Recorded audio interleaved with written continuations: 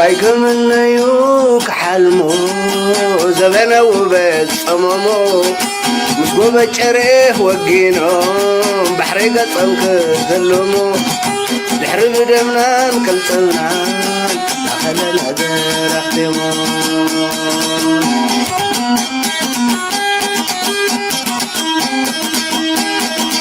وايكم النيوك حلمو زبنا وبس أمامو مسقوبة شريه عريخم بحري قصنك ذلمو لحرم دمنان كالتونان داخل الهدر احتمو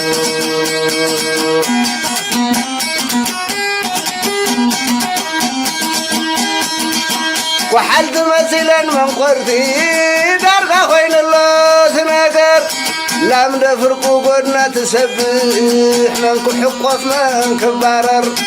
كابتن قرم قربخوم منك عنقل من كدرر كابتن ببحري بعدندي أفعفع إليه زوافر عصوبة يكون سدتي قمتات كوينو دأندر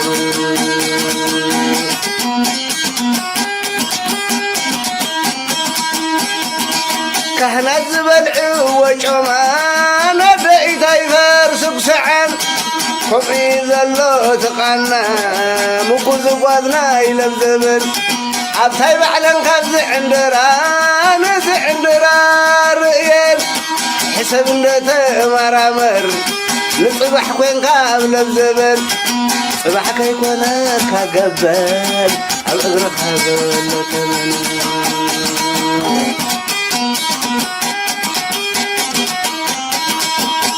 حسابه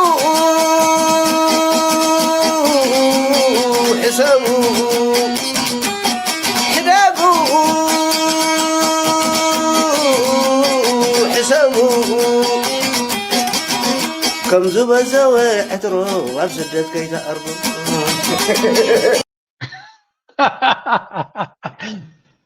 سلام تخطاتلتي نايت channel كما يتخونوا صبوك تكونوا ناي وتر تبنيتنان بحقناني ولومون كم وتر خمتري وزلهم إذا كريكم صنعكو أبناي سوا شكر channel اللاتكم مس زرسناي زقبر وابير ترخلو زقبر وعلالن أزيات أم تدرفنيا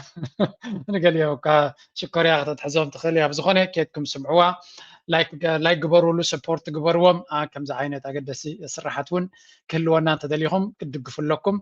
أبوتهم كيتكم دمار أي واقف لكم إذا اللي قالك كفال كابتي ناتوم شات أبدي حريد كم سألكم يتصبغ زربان لو زر سنة كم وترو بالعنات وبزح زرباز اللي يكون مبارنا بتينا يوترو زين أنا كملس أبكبيد مدرك إننا نقبر زلنا كم وترو ساعات نقرب زخيد زلو علمنا نبي كتاخد كيديا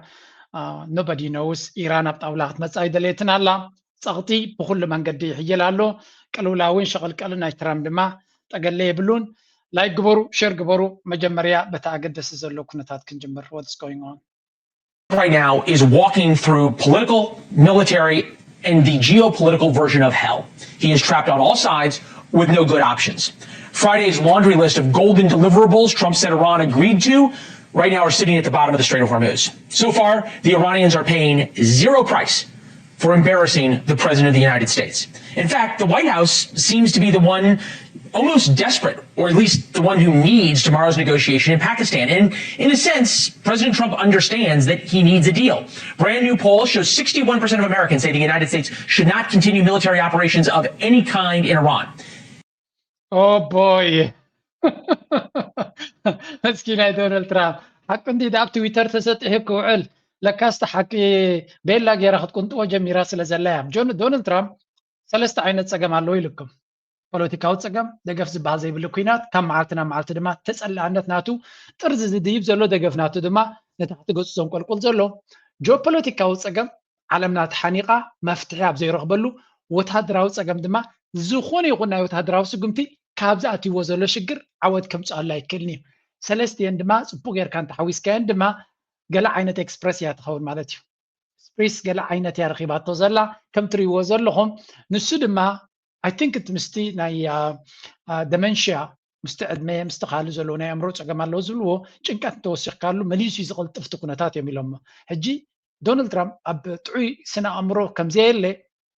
ولا تم دقفتو فتوتو زخونو كطراطرو جميرهم الله مهنياتو نورمال بيهيفير يلا نورمال بيهيفير يكونن زلو كالاي دما ات نورمال بيهيفير زي مر اي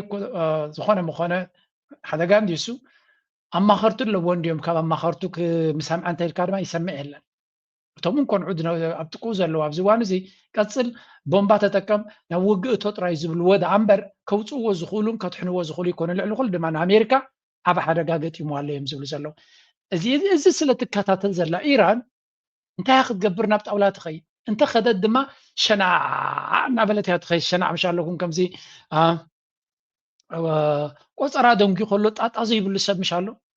ክመፅእ ምዃኑ ግን ኮንፈርሜሽን ዘይበካ ሕማቕ ከምዚ ዘይግደስ ዓርክለካ ብግሩፕ ቆፀራ ክትገብር ከለኻ ኩሉ ሰብ ክመፅእ ድያ ይመፅእ ነጊሩ ከሎ ሓደ ሰብ ኣሎ ዘይነግር ድሓርካ ሸናዕ እናበላ ፍርቅት ይገለ ድመፅእ ከምኡ ዓይነት ኮይኖም ደለው ኢራን ስለምታይ ጭንቀቱ እዮም አለው ኣብ ኔጎሲዬሽን ድማ if you're desperate ሓደ ነገር ግድን ትደልዮም ዘለኻ እንተ ተፈሊጥካ እቲ መቀናቕንትኻ ዘሎ ብፍጹም ክበካ አይደለኒ ብፍላይ ድማ ኣብ ናይ ፖለቲካዊ ዲስከሽንስ እሞኻ ናይ ኩናት ዲስከሽንስ ኣብ ናይ ኩናት ዘተን ዘረባን ኢራን ድማ ኣብ ሂወት ሳሕቲ ክረኽብዋ ዝኽእሉ ዕድል ረኺቦም ከለው ክላገፁላን ክፃወቱላን ይደልዩን እዮም እዚ ማለት ግን ኣብ ጣውላ ክመፅዎን ክዛረብዎ ይደልዩ ኣለውን ማለት ኣይኮነን definitely كماليسنا نسمع عين زيا سلمتين دونالد ترامب كبيدات ولا دارجا بخل لي دما كأزي زرب عز مسزله بخل ولا بتبيزو ولا بتسجنتير بخل من قدي the same message is coming from left and right and they know for a fact Donald Trump أبزو وانزي نابك خدو زخل بوتاون كم زي بلو أبزي أسمعوهم كمان. Pence will be on his way to Pakistan soon, but it's unclear whether the Iranians will even agree to meet with him, let alone agree to open up the strait. I think things are actually going quite well for the United States. I think we are not too far away from a deal. We have a more hardline regime there. Khamenei Jr. actually wants to develop nuclear weapons. Does anyone believe that we actually have more leverage? We got this incredible economic leverage on them, which is simply shut down all of their revenue sources. Well, there is a lot of confusion about what comes next as they get ready for more talks, potentially in Islamabad. This weekend, U.S. Central Command put out a statement. The Marines repelled onto an Iranian flag vessel April 19th after guided missiles. እጂ እንታይ ይብሉና ኣሎ መሲልኩም even folks Donald Trump favorite channel ናቱ there is a lot of confusion ክብሉ ጀሚሮም because clearly ታ ነገር ኣብ ኢዶም ከም ዘየላ ተረዲዎም ኣሎ ከም ዝሪእዎ ዘለኹም ኣብቲ ፎክስ ሚድያ እንትኾነ ተገራጨው ሓበሬታ እዩ ዝመፅእ ዘሎ ብዴሞክራትስ ኮንፊደንስ የብሎም ናብ ዶናልድ ትራምፕ even እዚ ናይ ኤነርጂ ሚኒስተር ናቱ ንዶናልድ ትራምፕ ማለት እዩ ብዛዕባ ነዳዲ ኣብ ዝመፅእ ክንደይ ክኸውን ይኽእል ንዝብል ምስ ዶናልድ ትራምፕ ተጋጭ ኣሎ እንተወሓደ እዚ ታ ዶናልድ ትራምፕ ቅድሚ ሓደ መዓልቲ ዝበላ ዋጋ ናይ ነዳዲ ንግዚኡ ክኸብር ይኽእል እዩ ዝበላ ንዓም ዝደገመ ዶናልድ ትራምፕ ልክዕ ከምዚ ኣብ ሽቓቕ ሸንካዮ ተመሊስካ ደይትሪዮ ዶናልድ ትራምፕ ከምኡ ስለ ዝኾነ ነታ ዶናልድ ትራምፕ ዝበላ ተኸቲሉ ከምኡ ምስ በለ ተገምጢሉ ነዚ እንታይ ኢሎ ተጋጊሉ ሓሲዩ ዘሎ ዋጋ ናይ ነዳዲ ክጎድል እዩ ብምባል ነቲ ንሱ ቅድሚ ትማሊ ዝበሎ እዚ ስለ ዝደገመ ነዚ ክነቕፎ መሪፁ እዚ ድማ ክሳዕ ክንደይ ዶናልድ ትራምፕ out of control ኮይኑ ከም ዘሎ ዝንገር ዘሎ እዚ ናይ ሪፐብሊካን ፖለቲሽያን እዩ ዶናልድ ትራምፕ መሊስን ኣሜሪካ ኣብ ሽግር ዝእቱ ዘሎ ንኣሜሪካ ድማ ቢቢ ነተንያሁ እዩ ዝመርሕ ዘሎ ኢልዎም ኣብ ፎክስ መፅዩ ክዓብዱ ደልዮም ኣለዉ ኦባማ ፅቡቅ ዝኾነ ዲል ገይርና ኣሎ ብትዕቢት ናይ ዶናልድ ትራምፕን ናይ ኤፓክን ዝፈረሰ ንዑ ከማን ክረኽቦ ይከኣልና ኣሎ ዶናልድ ትራምፕ ኣብቲ ግዜ እቲ ዓለም ምሉእ ምሳና ነይራ ቻይና ራሽያ ኩሎም ምሳና ኮይኖም እዮም ነቲ ናይ ኢራን ናን ኒኩለር ፕሮሊፈሬሽን ዝበሃል ዝምምዕ ዝገበርዎ ሎሚ ግን ማንም ኣብ ጎንና የለን ብግምጣሉ ኣሜሪካን ረብሓ ኣሜሪካ ዘይትሰርሕ ክሳራታት ጥራይ ተምፅእ ሃገር ኮይና ከም ዘላ ዶናልድ ትራምፕ ድማ ደገፍ ናይ ህዝቢ እውን የብሉ እናበለ ካብቲ ናይ ዶናልድ ትራምፕ ፊሎሶፊ ጠቕላላ ተፈንቲትሎ ዶናልድ ትራምፕ ድማ ነዚ ንኸጥፊ ኩሉ ክገብር ምዃኑ ዕድል ተረኺቡ ግን ዶናልድ ትራምፕ ተደጊፉካ ሎሚ ጥቕሚ ይኮነን ክሳራ እዩ እንተኺልካ ካብ ዶናልድ ትራምፕ ክትርሕቕ እዩ ዘለካ መራሒ ናይ ኤውሮፓ ኩን መራሒ ናይ ዲሞክራሲያዊ ሃገር ድሕሪ ኮይንካ ክትምረፅካ ትደሊ ተኮይንካ ምስ ዶናልድ ትራምፕ ክትቀርብ የብልካ ልክዕ ፍንጣጣ እዩ ተቐይሩ ቅድሚ 2 ዓመት ዶናልድ ትራምፕ ዓርክኻ እንተኮይኑ ክትምረፅ ትኽእል ኢኻ ኣብ ኤውሮፓ ዓብ ፅልዋ ነይሩ ሎሚ ዶናልድ ትራምፕ ዝፈትወካ እንተኮይኑ ሽምካ እንተጠቒስካ ጠፊካ ፖለቲካ ማለት እዩ ሶ ንዶናልድ ትራምፕ ምቋም እዩ ዘዋፅእ with all that እንታይ ንብል ዘለና there is this question as well በተደጋጋሚ even እቲ ኢሊት ናይ ኣሜሪካ መልሲ ናታ ኣብ ሓደ ነገር ይበፅሕ ኣሎ እንታይ ተሓቶ ስምዑ ኣብዚ Are you going to win this war? That's a great question. I think Iran is winning right now. If you ask me who's winning right now, Iran is winning. The weaker power in any struggle, whether it's a guerrilla movement or a smaller country, wins by not losing. Simply by not losing, you are winning. And Iran should have lost by now, right? Technically, they're going up against the greatest military superpower in the history of mankind, the richest country on earth, a country with nuclear weapons. Israel, also another country with nuclear weapons. So Iran is going up against two nuclear-armed military superpowers and has survived for, what are we at now? Well over 40 days. And it's a phenomenal achievement. Whatever you think of Iran or this government, most people did not expect Iran to be surviving this long. እንታይ ይብላ ኣሎ ነዚ ኩናት እዚ መን ክስዕሮ ይትብል መን ይክዕወተሉ ዝኽእል ዝብል ሕቶ ክምልስ ከሎ መጀመርያ ምስዓርን ሰዓራይን ተሰዓራይን ክትብል ከለኻ ነቲ ኩናት ኢኻ ክትገልጾ ዘለካ ኢሉ እዚ ኩናት እዚ ብመሰረቱ ዓብይን ንእሽተይን እዮም ዝዋጉ ዘለዉ ኣብ ዝኾነ ይኹን ኩናት ኢራን ብኸመይ እያ ትስዕር እንድሕር ኢልካ ኢራን ክሳብ ሕጂ ብዘይ ምስዓራ እያ ትስዕር ዘላ ኢሉ ንኣሜሪካ ኣንበርኪኻ ማሪኻ ኣይኮነትን ክትዕወት ዘይ ምስዓራ ንኢራን زي موداقو منكسي إيران يسعر كم زلي يتغسر سلمتاي كسعري الكا باف دغغزو مسيخا كل صقاتاتكا افسيسكا بزح صقام بوليتيكاو قمار تصايتكا وتهدراو قمار تصايتكا جو بوليتيكاو قمار تصايتكا اتي خازلها اتي ز حسبكا علامان تدي يسريحو اتي صلاي خي عوت علي نابنت بلصقنا مسفانو زواغو زلو فانو يزعو زلو كل غزي كنبلكم كلنا بديفينيشن بسمعيت يكون فانو نشتي حيليو انت دي تسعيرو مهلاو تراي كم عوتي زغصر شنو مهلاو مقصالو تراي كم عوتي زغصر بقمت على البلتقنا نزيوم حيلتا زياتهم كدمسس بزي مخالو كساراي امريكان اسرائيل نيكولرويان هجرات امريكان عالمنا ذهبت من زعبي قطبنا عالم زعبي سراوي زعبي قل زعبي باجتنا ميليتاري يكنم حدا 10 زخون ادجكتيفز ويكا مماغرت قالات أبقدنا أمريكا خدك أم تخليها نتي كاب كوننت كي وتأخا كل زين هلا وقله إيران 4 عامات أبقى جرادس أنهي كملوا على ما نتشي لهم مزنبرو بكل من قداد داخل مزنبرو ني 50 كلتا معلتي قد أبي العزوم ترى دي كونسي ولا حنتخ قبري كلهم أيكون نسرعتنا إيران كودغو نتي كفود زنبرك أدم وش ما تحرمزون كي كخفتوا ويكالون على سلازي أبزو كينات زي Iran is the winner. Iran سعر زبلو زلو إيراناويان إليت ويكا مهارات يكونن أمريكاويان this guy is an American سلازي كلاتهم بجكاتهم ناي هارد كور ناي دونالد ترامب ناي إسرائيل لا ما زلوا من أمريكا بلكم لهم ناي إسرائيل ربحا أقدمهم بصرح نساتهم تراي أمريكا تعود على دبلومبر وتم ربحنا أمريكا زقدسهم زكوينات زي نفسه كيف معك تسحلف لا كسارة يقولوا زغونت زي أمريكا ودما كم زخريكم سنحكو كسارة يزوجزي دروب أفتح حدش بوليس نجيرهم الله زكوينات زي نعنا كسارايو وخنياتو كاب زكوينات زي كنروح بنقل زخون يكون فايدة يبلنا نقوله so in general إذا negotiation هجي كجبر تحاسيب زلوا كجبر دي يجبرن بخمي ملكي كجبر انتايو وتصيد كاوكمت بزي قدس أبتو كوينات زجبر زلوا أبتو زلوا كساب حجي أب كوينات يكون ولا بكاب كوينات طويلة من زلوا إيرانيات عوزلا and there is no discussion about this. Donald Trump بخمسة من قدس لزرب ربع حنتن واحدة بدأ بس جديد نير عرفت مالتي اب تويتر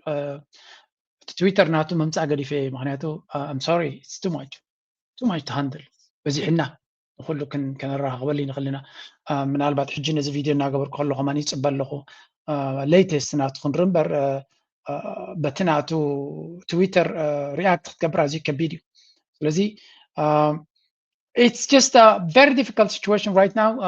نتكون تخطاتيلنا انتاي كوني انتاي كمتي كنبل معناته اب معلتي اب كنديك زي بوست ناغبره منقدون علاماتاتون دليتاتون يغيرالو ابتانا واحد بوست ناتون تايل نيرو ابزو كينات زعوتو زلو خانسي بقى اغري مني زلو I'm winning by a lot مجمري حنا ايران امباسادر حدا تايل خفيتو مليس له مسلكم اب جابان زلو امباسادرنا ايراني مستر بريزيدنت زو كينات دردا كاي مثلا مش مخنياتو اب كينات عويت يبهلن يلو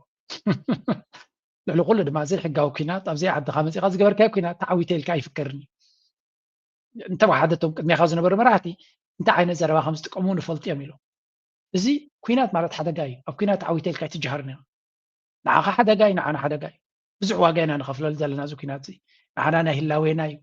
نعا خاص سعرنا الا نجهروا له من قد يبلاني كينات زي نسخاغن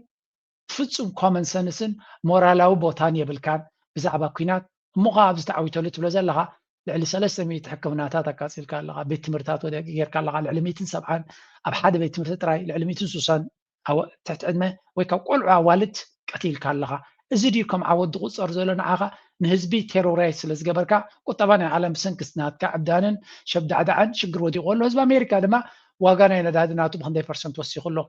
أما أنت منتاي for nothing نسغا أفل بخاننا هرم كات عويتان غطبل نسرائيل عويتان غطبل زغانا دي حزني لهم اللو زي دماتي ناراتيف وور بالحنت زي بالكابز وكينات زي كراف بنانا بقول لي خاطر country. People thought Ukraine would be rolled over. There'd be Russian tanks in Kyiv by day 2. And here they are. The Ukrainians still surviving today with a lot of external Western support. Iran surviving with much less external support, a little bit of Chinese, Russian support,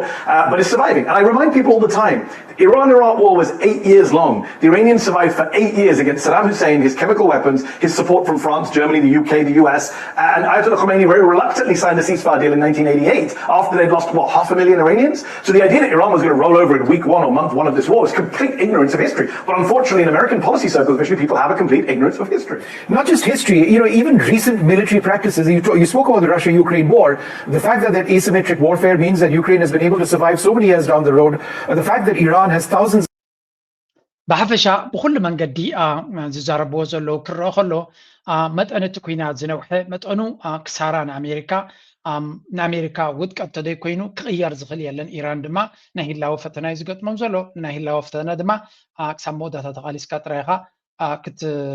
كتعوته اللي تغال سلازي there is nothing for them إيدهم كبولو زغولو زغو دايز مالتيو بو منصر كتريغا لها ولا ون أتي asymmetric warfare كقمتوان يروميو يوكرين نيشتي هاجر نراشا نربعت عمت عزوالو سلمتاير يوكرين بوتادر عامن يشتي نيرو يسجي يوكرين إيران كتوادرهم زي كاليو مخنياتو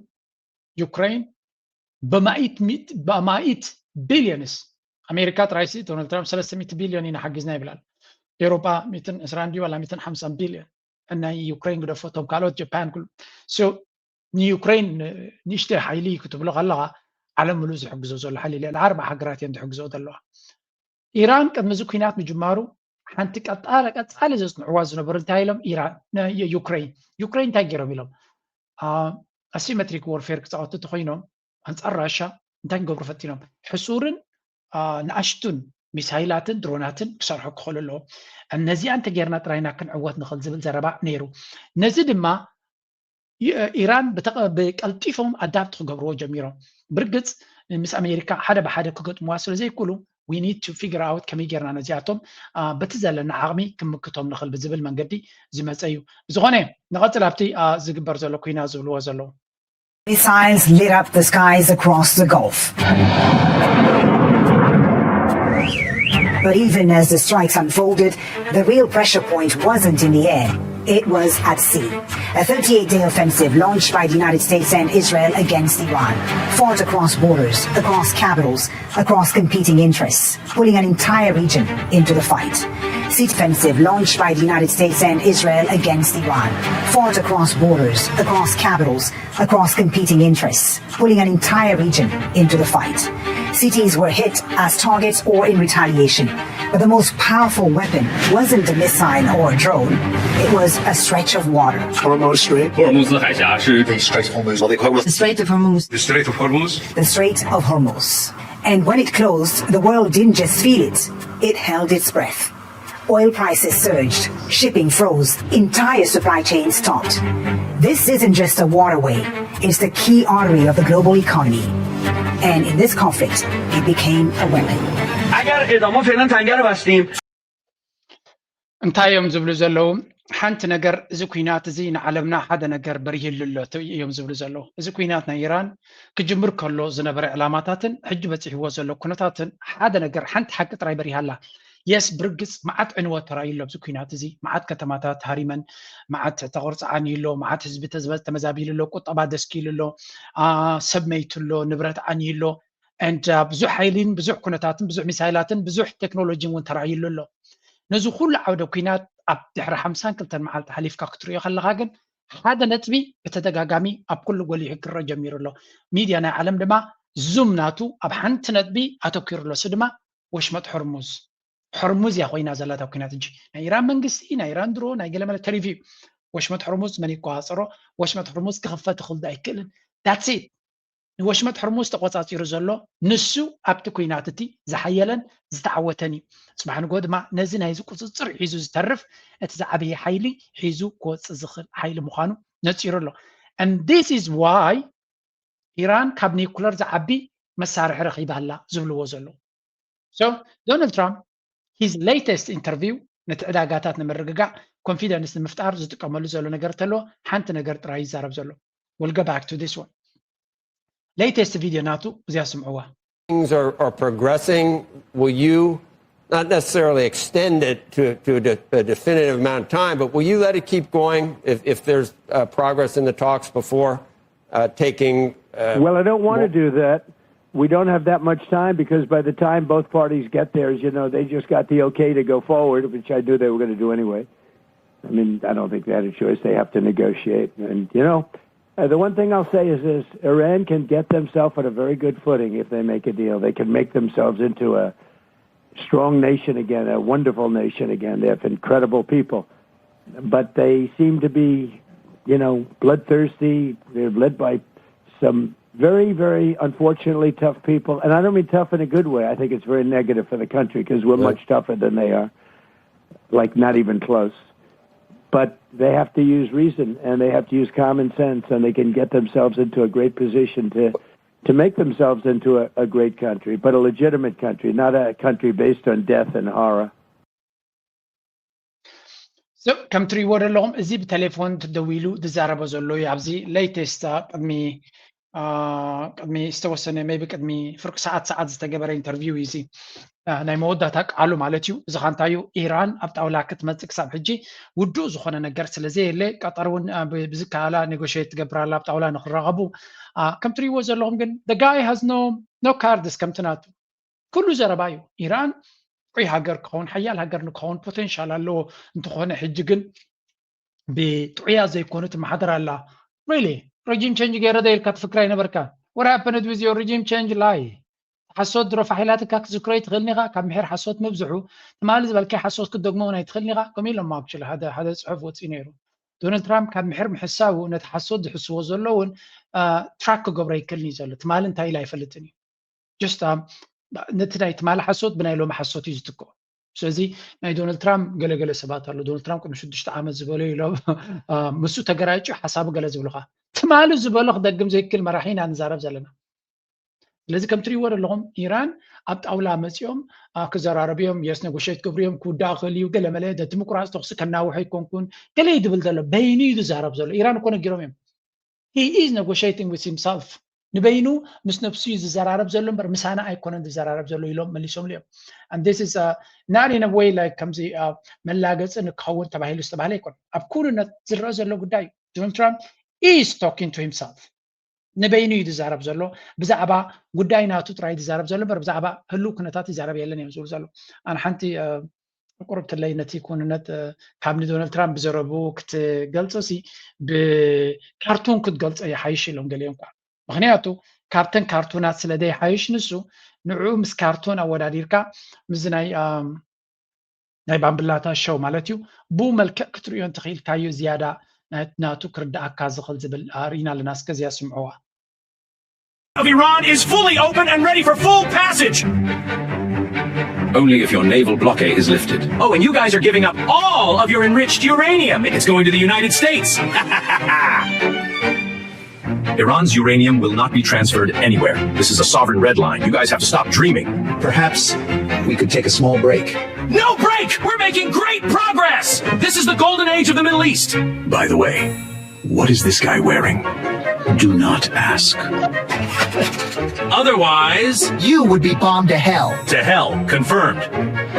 Oh well, look what we got here. Every ship that goes through the strait will get shot. Like the 2 vessels today. We will not let you blackmail us! The strait has returned to its previous state. Strict management and control by Iran. The meeting went great! Most points agreed! We are very close to a deal! Maybe you should stay off Twitter for a bit. ከም ትሪእዎ ዘለኹም ኣብዚኣ ዘረባ ስምዑ He's negotiating with himself again. Want the full story behind the recent negotiation? ከምዛ ትሪእዎ ዘለኹም እቲ ካርቱናት በዚያ እዮም ዝገልፅዎ ዘለዉ ኣብቲ ጣውላ ዝግበር ዝነበረ ዘረባ ጠቕላላ ክረዳዱ ይከሉ طلبات ناي دونالد ترامب وشمت هرمز بهصوص كتكفتوا لكم يبلهم تم دما نخفتوا له مغنيات يبلنا نيكولر ناتكم دما تركبون يبلهم اين هبني ناسول ولا مثلنا يبلو طيب لا مو عرفت دخن قبري بالباكستان مردا مسابيو نو بغينا نخيد زلنا يبلا له امونغو انتي خدين زلنا مخاني له مسحاتته بزعبا كدانو يتزارب مغنياتو ناي دكتور كداني تخدين زلنا يسوع كريستوس كدان تخدين زلنا جوك اندي يقولوا كله قصصوايو بخمسي كبزيا غيرهم يبنتو كنا تدغلص وزلو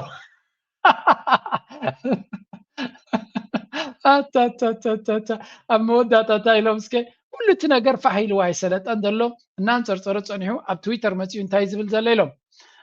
ጉዳይ ፈሕያ ትብል ዘላ ኢሎም መሲ ከም ዝሓርቕ እንዲ ዘሎ ኣብቲ ባይታ ኣብ ትዊተር መጽኡ እንታይ ኢሉ ዝጽሕፍ ዘሎ ይብላሎ እቲ ንገብሮ ዘለና ኔጎሲዬሽንስ ጽቡቕ እዩ ዝኸይድ ዘሎ ይብለና ስለዚ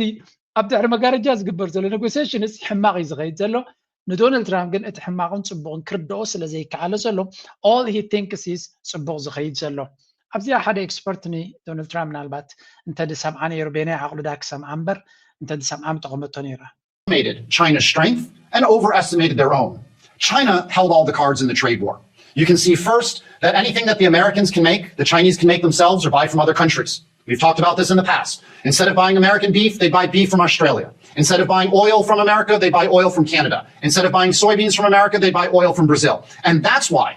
China won the trade war. And they also won this trade war by holding up the sword of Damocles over the United States, which is rare earths, because China refines 90% of the እዚ ኩሉ ኩናት ንሪኦ ዘለና ሓንቲ ቃልያ ነዚ ኩናት እዚ ትቕይሮ ኣብዚ ኩናት እዚ ነፂራ ዘላ Americans under Scott Bessent and Marco Rubio word leverage because of energy and because they have the ability to states have said that they have all the leverage over Iran because they can bomb them. ኣብ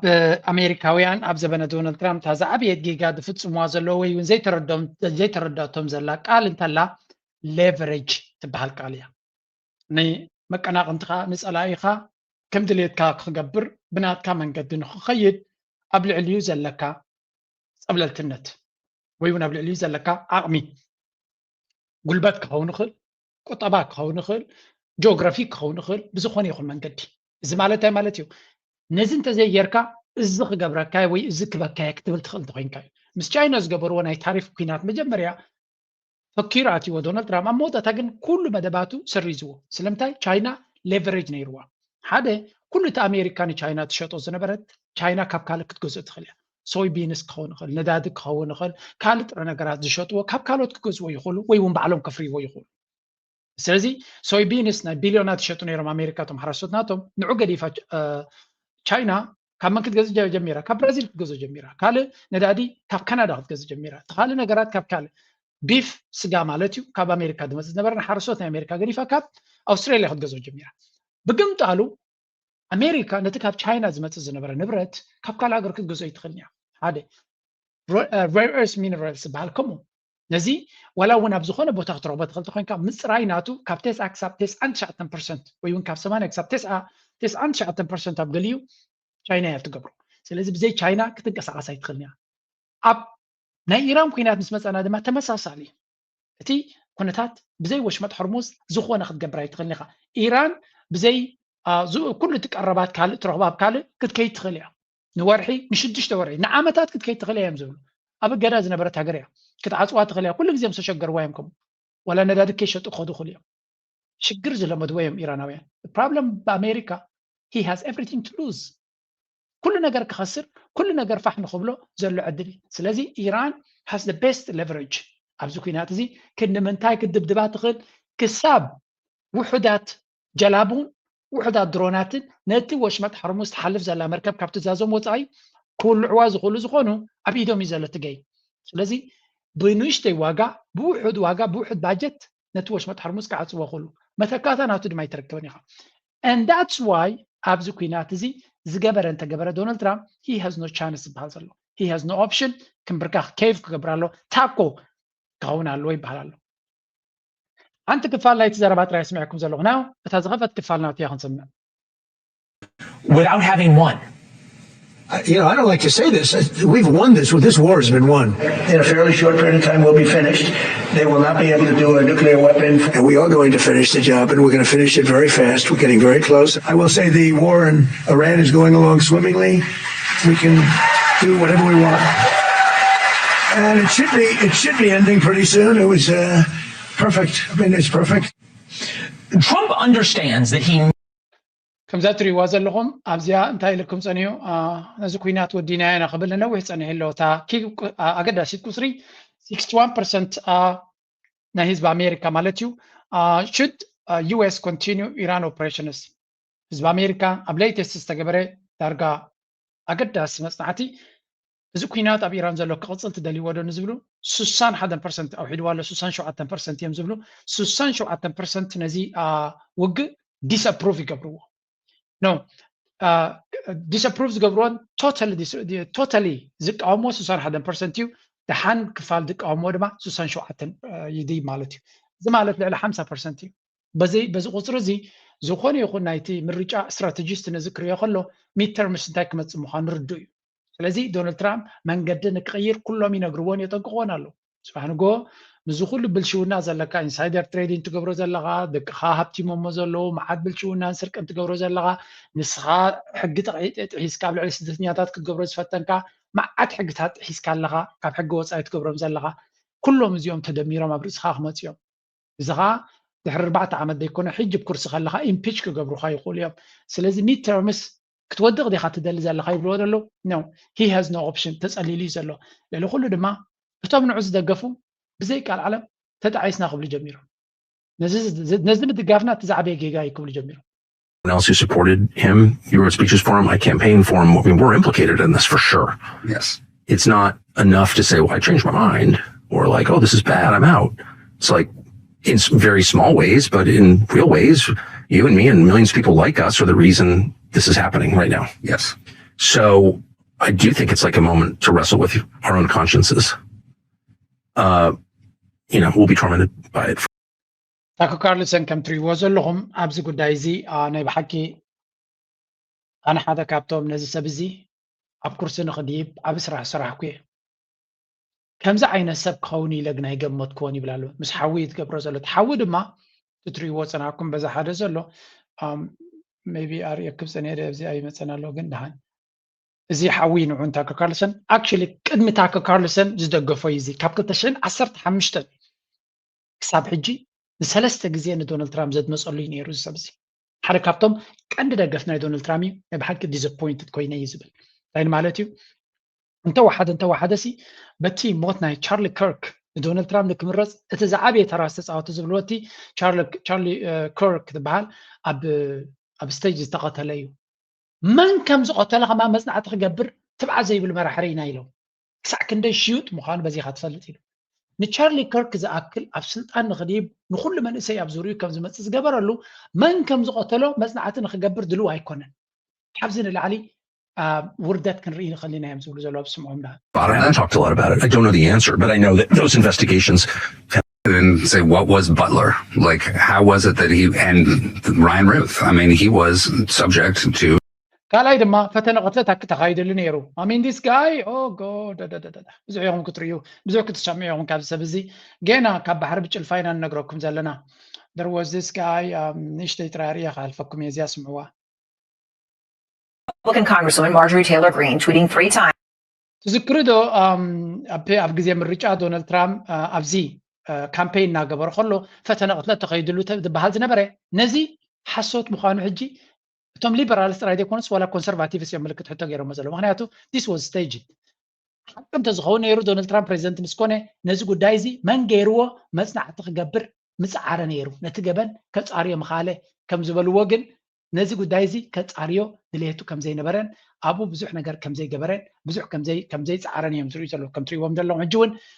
دقيمم دقاقيمم everything دونالد ترامب زغبرو زنبره شيوت مخانو ابز حجوان كل سب ولا ابزون كم تريو جو كانتون أبتناتو انترفيو تزاري بنيرو ناي بحكي أبناتو سلطان ناي كاونتر تيروريزم حلاف سلوز نبركو نتحقق بصحي لفتينة قل عدل كاليوم نيلو سلازي دايما داي تباهيلو استعبت أنا قرالو إذا خانتاي دونالد ترامب نخمرز كم زفتنا قتلت كم استجبروا لهم كم هيرو كم زتنس جيركا نخمت استجبر يبلالو تخيل كينز أون تاكو كارلسون كلاتهم زبتريهم زلم أليكس جونز كلاتهم زي سرقي قبل علي ما قاس تخايديو زبل زربايو أبو مدمدمتا يبصعلو زخا ناي بحكي تاريخاوي فصامي ناي تاريخاوي قمقامين عن Thanks a lot for joining us. Butler conspiracy theories really started to pick up in the MAGA world after Joe Kent appeared on the Tucker Carlson show, intelligence official who resigned in protest over the Iran. We don't know what happened with Charlie Kirk, and by no means am I saying Israelis did this or any of that, but I'm saying there's a lot of unanswered questions there. Trisha Hope, who is a Trump delegate at the كم زاتري وازل لهم أب كله أب حنتنت بيبصح له دونالد ترامب دايما دايلو كتالو ميلو نخلهم كم ستكمل له من أب كرسي مسكدقن كي كارد خمسة هبوا من اتتعسى اتي عينات ديسبشن سب نخيت أمن زجبر عينتي مغنياتو 180 ديجري كومبليت لبنت أرنايتو زبلو ميز خيت زلو نعطاتهم نخطف دما يفتنا له حيمانوت نعطو دما دايمي لما نماني زدقف زلو نتوم أنا كريستيان حق زي لمسيو صار كريستيان يزدقف زلو باي ذا واي لأنكني تتقاقامي حدا نجار فايرال نخوني متسالو صار كريستوس قبروا قداي من البداية تكاتل وصل زغونكم كبز حكم سلزغل أبزون كم تري وزل لهم 12 وتهدرات ناي إسرائيل IDF مالتيون يسوع كريستوس كم مسكالو ريدهم كم تري وزل لهم نعوك تشف كلوز قبروا سألي زي فايرال كوينو له نتنياهو يقرأ هاي دونالد ترامب زعبازي زاربني this is not his concern for whatever reason كريستيان أب ليبانوس زموتو زلو أي قدسونيهم أب نيجيريا زموتو زلو كريستيان جن يقدسونيهم يلو منقست نيجيريا بعلنا شجرنا فتحنا خلنا نابلو نفرتنا تجيرو كتكوش فتينو إذن تاي مالتيو هايمانوتو أيهوديهم زيهم نزنا منقست إسرائيل زمن لغز سبزي أب سعودية عند عرقيت كان محمد تصريفهم وي محمد تدفيرو حفلوا يوم قبل حزدي هايمانوتهم سلمنا محمد دما عبد النبي أبو كبر نجاري ولا يسوع كريستوس كمان كزنت الله يتخلني قبل أجد أسي كبرنا بس لزغنا يسوع كريستوس نبي عيسى يبلو أب أمريكا يسوع كريستوس كم دليل كعص عرفت تخليها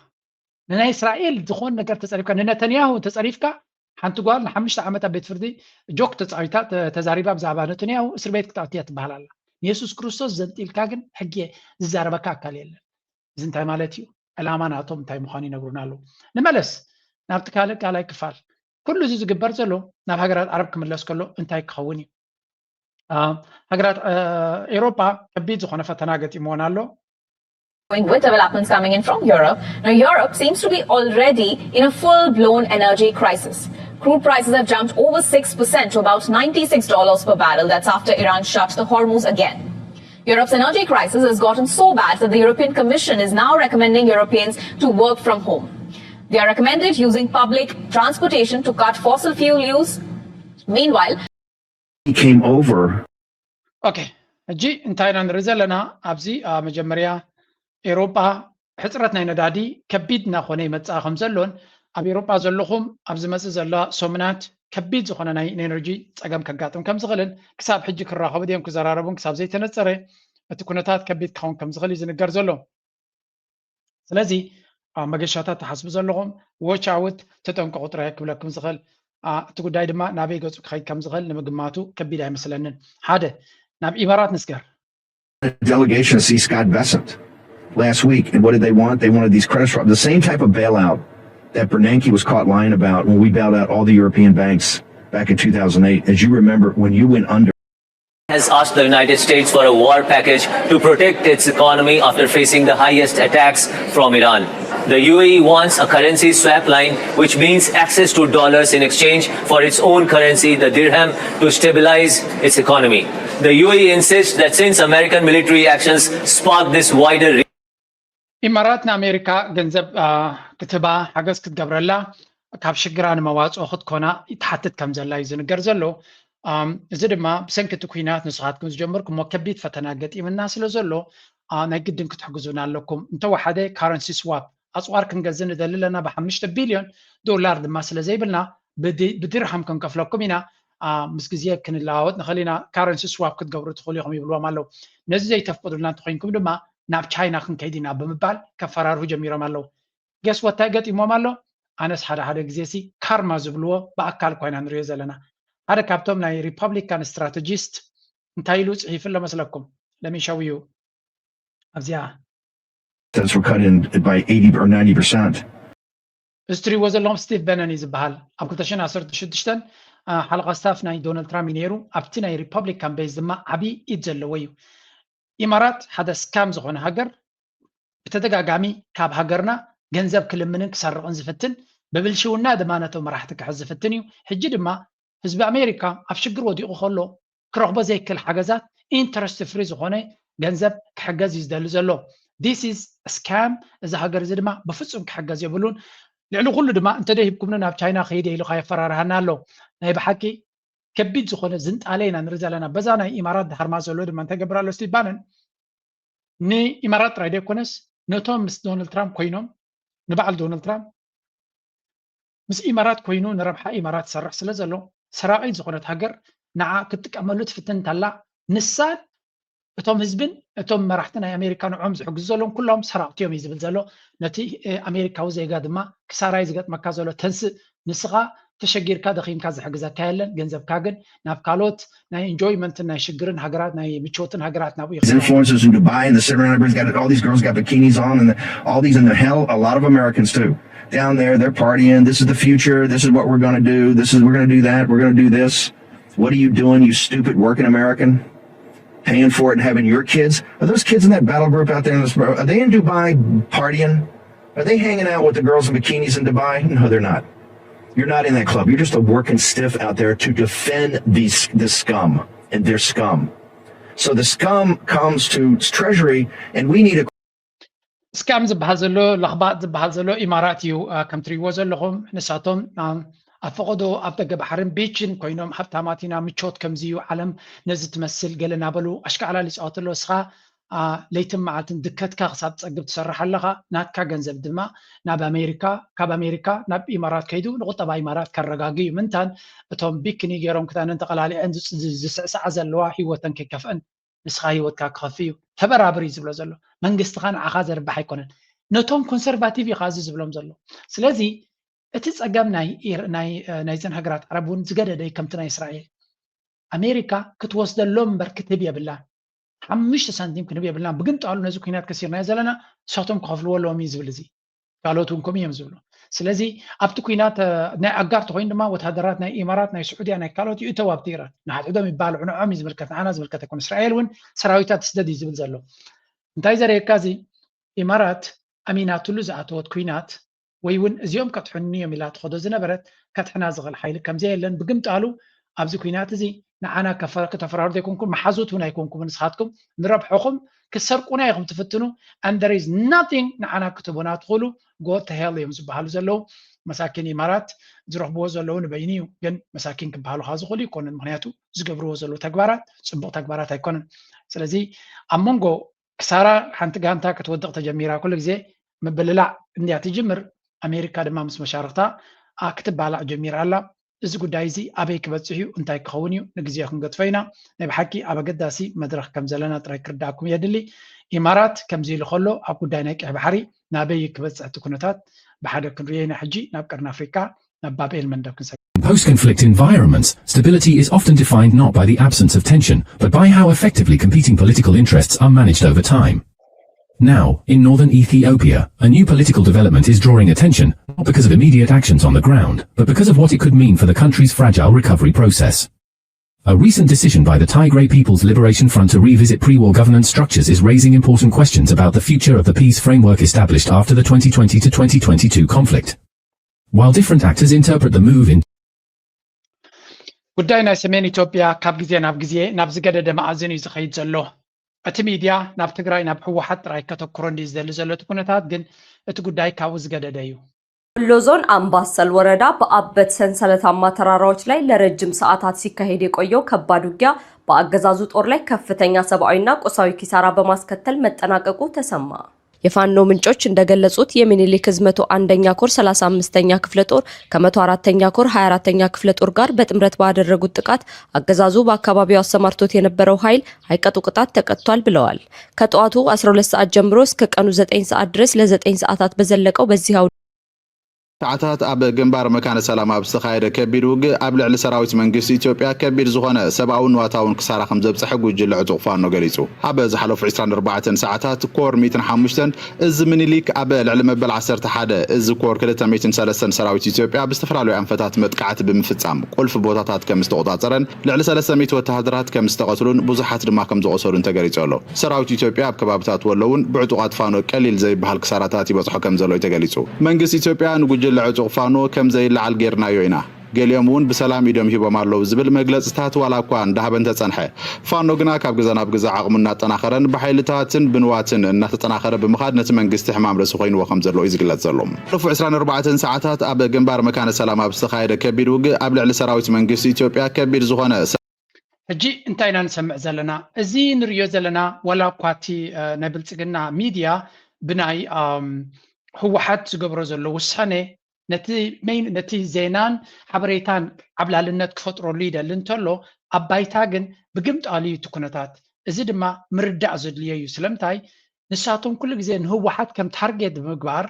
ህዝቢ ኢትዮጵያ ከም ቅድሚ ሕጂ ኣብ ዙርያ ናይ ህወሓት ሓድነት ፈጢሩ ንህወሓት ንከጥቅዕ ምሳብ ብዝሰመረ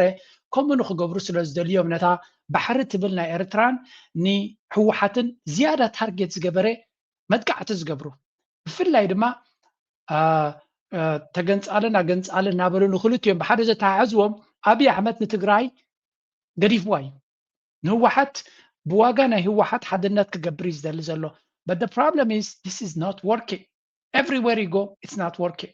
ወደ ትግሉ ሜዳ ከመሄድ በፊት በዚህ 3 እና 4 ቀናት ውስጥ ያው በኢትዮጵያ ህዝብ ዘንድ ምናልባትም ከ2 እና ከ3 ኢትዮጵያውያን ውስጥ አንዱ ኢትዮጵያዊ የተከታተለው የቴዲ አፍሮ ሙዚቃ በኢትዮጵያ ፖለቲካ ላይ በኢትዮጵያ አጠቃላይ የስነ ልቦና ጦርነት ውስጥ ከፍተኛ ድርሻ ያለው በመሆኑና ይሄ ተስተጓጉሎ እንዳይቀጥል ህብረተሰቡ በደንብ እንዲሰማው ለማድረግ የአንከር ሚዲያ ሰፊ ፕሮግራም ሰጥቶ እየሸፈነው በመሆኑ ምክንያት እንጂ በአማራ ክልል ሰፋፊ ጦርነቶች እየተደረጉ ነው የአገዛዝ ጦር በሄደበት አቅጣጫ ያጠቃ በሄደበት በምሽጎቹ እንቅስቃሴ በሚያደርግበት ሰዓት በፋኖ ኃይሎች በርካታ ቦታዎች ላይ ከፍተኛ የሆነ ምት እየተበተነ እንደሚገኝ ነው መረጃዎች የሚያመላክቱት እንደው ከዛሬው ዜና ሲጀምር እንኳን መሳይ በወሎ አምባሰል ወረዳ አበት እንታይ ስኬብልለው እቲ ቴዲ አፍሮ ፈጢርዎ ዘሎ ሞመንትም ምክንያቱ ዳስካ ትኸል ሃገር ዝሞተቶ ኣበይ ከይድዩ ከዘእዊ ኣበይ ከይድዩ ዝሓዝን እናበለ ከቢድ ናይ መልቀስ ደርፊ ዘውፅኦ ነቶም ኣብ ቃልሲ ዘለዎ ፋኖ ነቲ መልቀስ እቲ ተስፋ ንምቁራፅ ዘይኮነ ሃገር ኣብ ከቢድ ሓደጋ ወዲቓላ ሃየ መንእሰይ ተሰለፍ ሃየ ነቲ ፀላኢ ነቲ ሃገር ዘፈራርስ ዘሎ ንምውዳቕ ምሳና ኮይንካ ስራሕ ብዝብል መንፈስ ነታ ደርፍን ነታ ኣልበምን ብዝሰፍሐ መልክዕ ክጥቀሙላ ንሞቢላይዜሽን ከም ኤርትራዊ ኮይንካ ድማ ሓደ ነገር ንፈልጦ ነገር ኣለና ንሱ ድማ እንታይ እዩ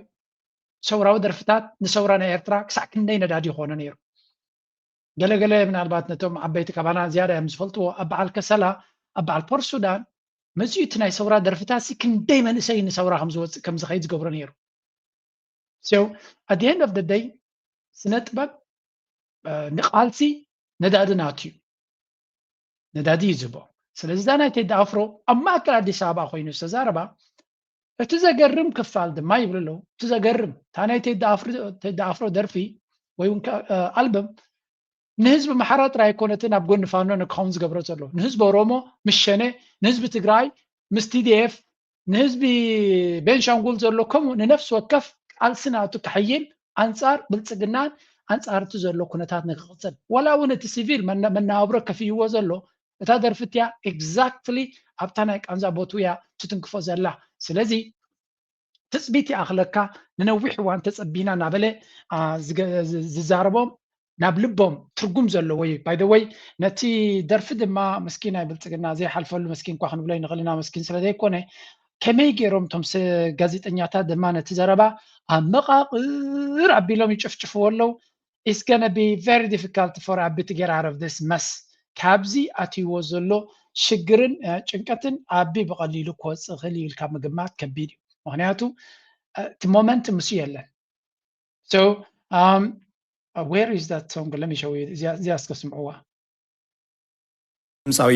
ዛሬ አገሪቱ ራሷም የለችም ብሎ የአገርን መሞት ያምኑ ዘንድ ለአድማጮቹ ያዜማል። በእነ አብይ አህመድ እጅ አገር መሞቷን አንዴ ብቻ ሳይሆን እየደጋገመ ሲገልጽም ምሰሶ ዘመመ ጣራውም ያፈሳል፣ ሀገር የሞተበት የት ሄዶ ያለቅሳል ይላል። ይቀጥልናም ለካ እንዲህ ነው ማልቀስ እያሉ ነዶ ሀገር የሞተበት የት ያለቅሳል ሄዶ ሲል ይቆጫል። እነዚህ የሀገርን መሞት የሚገልጹ ስንኞች የተዘፈኑት የኢትዮጵያ ትንሣኤ ተበስሯል የሚል መግለጫ የትንሣኤ ዕለት ያወጡ ጠቅላይ ሚኒስትር በሚኖሩበት ከተማ ላይ ነው። ይህ ዘፈን የተዘፈነው ከከፍታ ማማ ላይ ነንና አታውርዱን የሚሉ ዳንኤል ክብረቶች ባሉበት ሀገር ነው። የሀገር አንገት መድፋት፣ የሀገር ሐዘንና የተስካር ዳስ መጣል እንደሚገባ የሚያብራሩት ቃላት የተዜሙት አውሮፕላናችን እየበረረች ነው የሚሉ ተመስገን ጥሩነሆች ባሉበት ሓንቲ ንዓይ ዝገረመትኒ ዘረባ ተዳፍሮ ሃገር መይታትና አበይ ኮይነ ክልቅስ ዳሰይ አበይ ክተክልና በለ ዝደርፍ ዘሎ ኣብ ዘበነ አብይ አሕመድ ሃገር ትፍንፃላ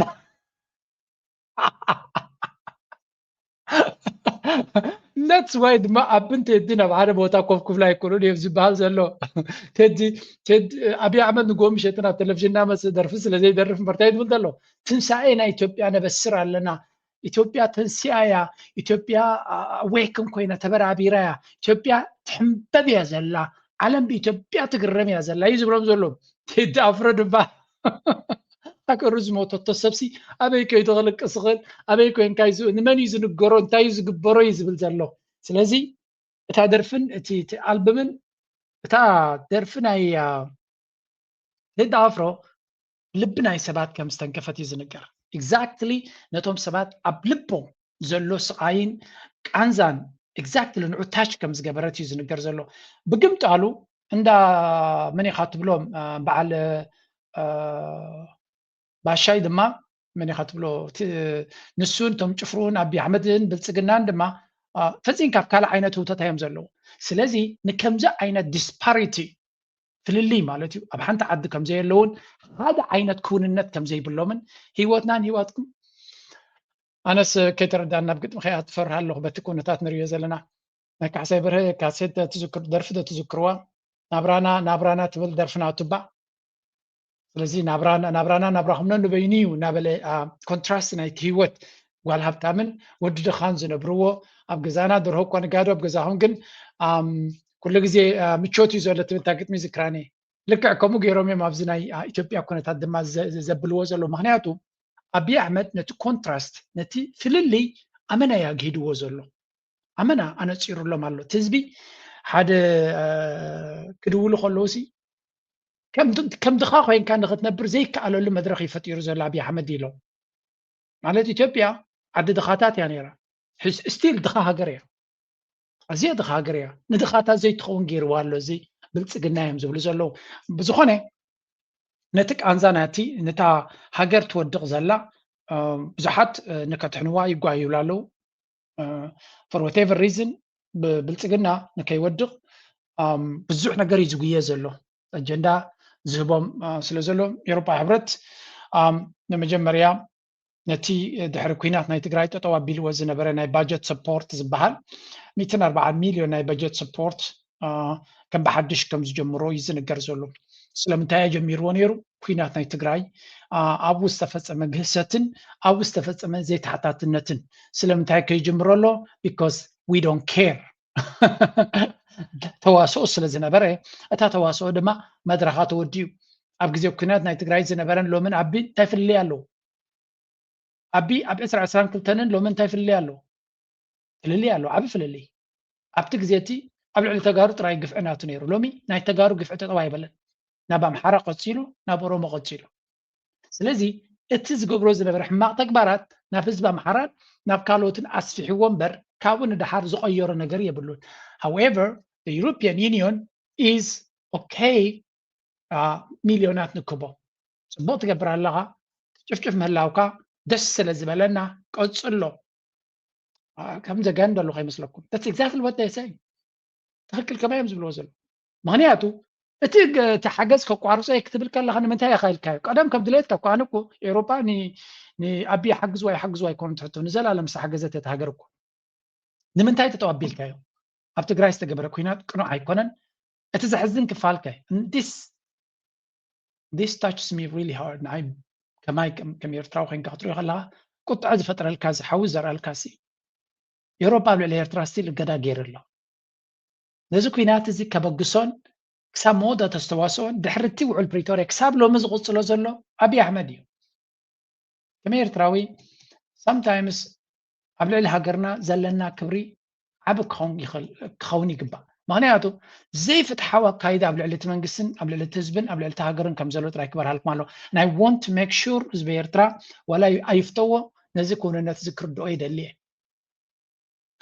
كوينات ناي تግራይ ዘበገሶ ብልጽግናን ህወሓትን ክልቲኦም እዮም ኣብ ዓዶም ነርቱ ኩናት ጀሚሩ እቲ ኩናት ምስ ጀመረ ብዝኾነ ይኹን ምክንያታዊ ይምለስን ሕጂ ነዊሕ ስለተዘርበሉ ምስ ተጀመረ ኤርትራ ናብቲ ኩናት ንክትኣቱ ግዴታ ነይርዋ ምክንያቱ ወላ ናይ ሽዑ ሚኒስትር ጉዳያት ወፃኢ ናይ ኣሜሪካ ዝነበረ ናይ ኤውሮጳ ብምሎም ኤርትራ ተደብዲባ ብህወሓት ነፍሰ ምክልኻል ክትገብር ድማ ኣርቲክል 51 ቻርተር ናይ ዩናይትድ ኔሽንስ የፍቅዳላ እዩ መሰረት ርእሰ ምክልኻል ስለ ዘለዋ اوكي ኤርትራ ኩናታትያ ኣብ ኩናት ዝተፈጸመ በኤርትራ ዝገበረቶ ግፍዒ ዝኾነ ይኹን ጭብጢ ያለ they can say whatever they want but በዓለም ደረጃ proved ዝኾነ crimes ኤርትራ ዝፈጸመቶ ወይ ሰራዊት ኤርትራ ዝፈጸመ ንኣብነት ኤርትራ ጆኖሳይድ ፈጺመ ሃው እቲ ካልእ ስግደፍስኪ መንግስቲ ኤርትራ ኣብ ልዕሊ ተጋሩ ሕማቅ ክገብር ኢሉ ክዛረብን ክፍክርና ይተሰማ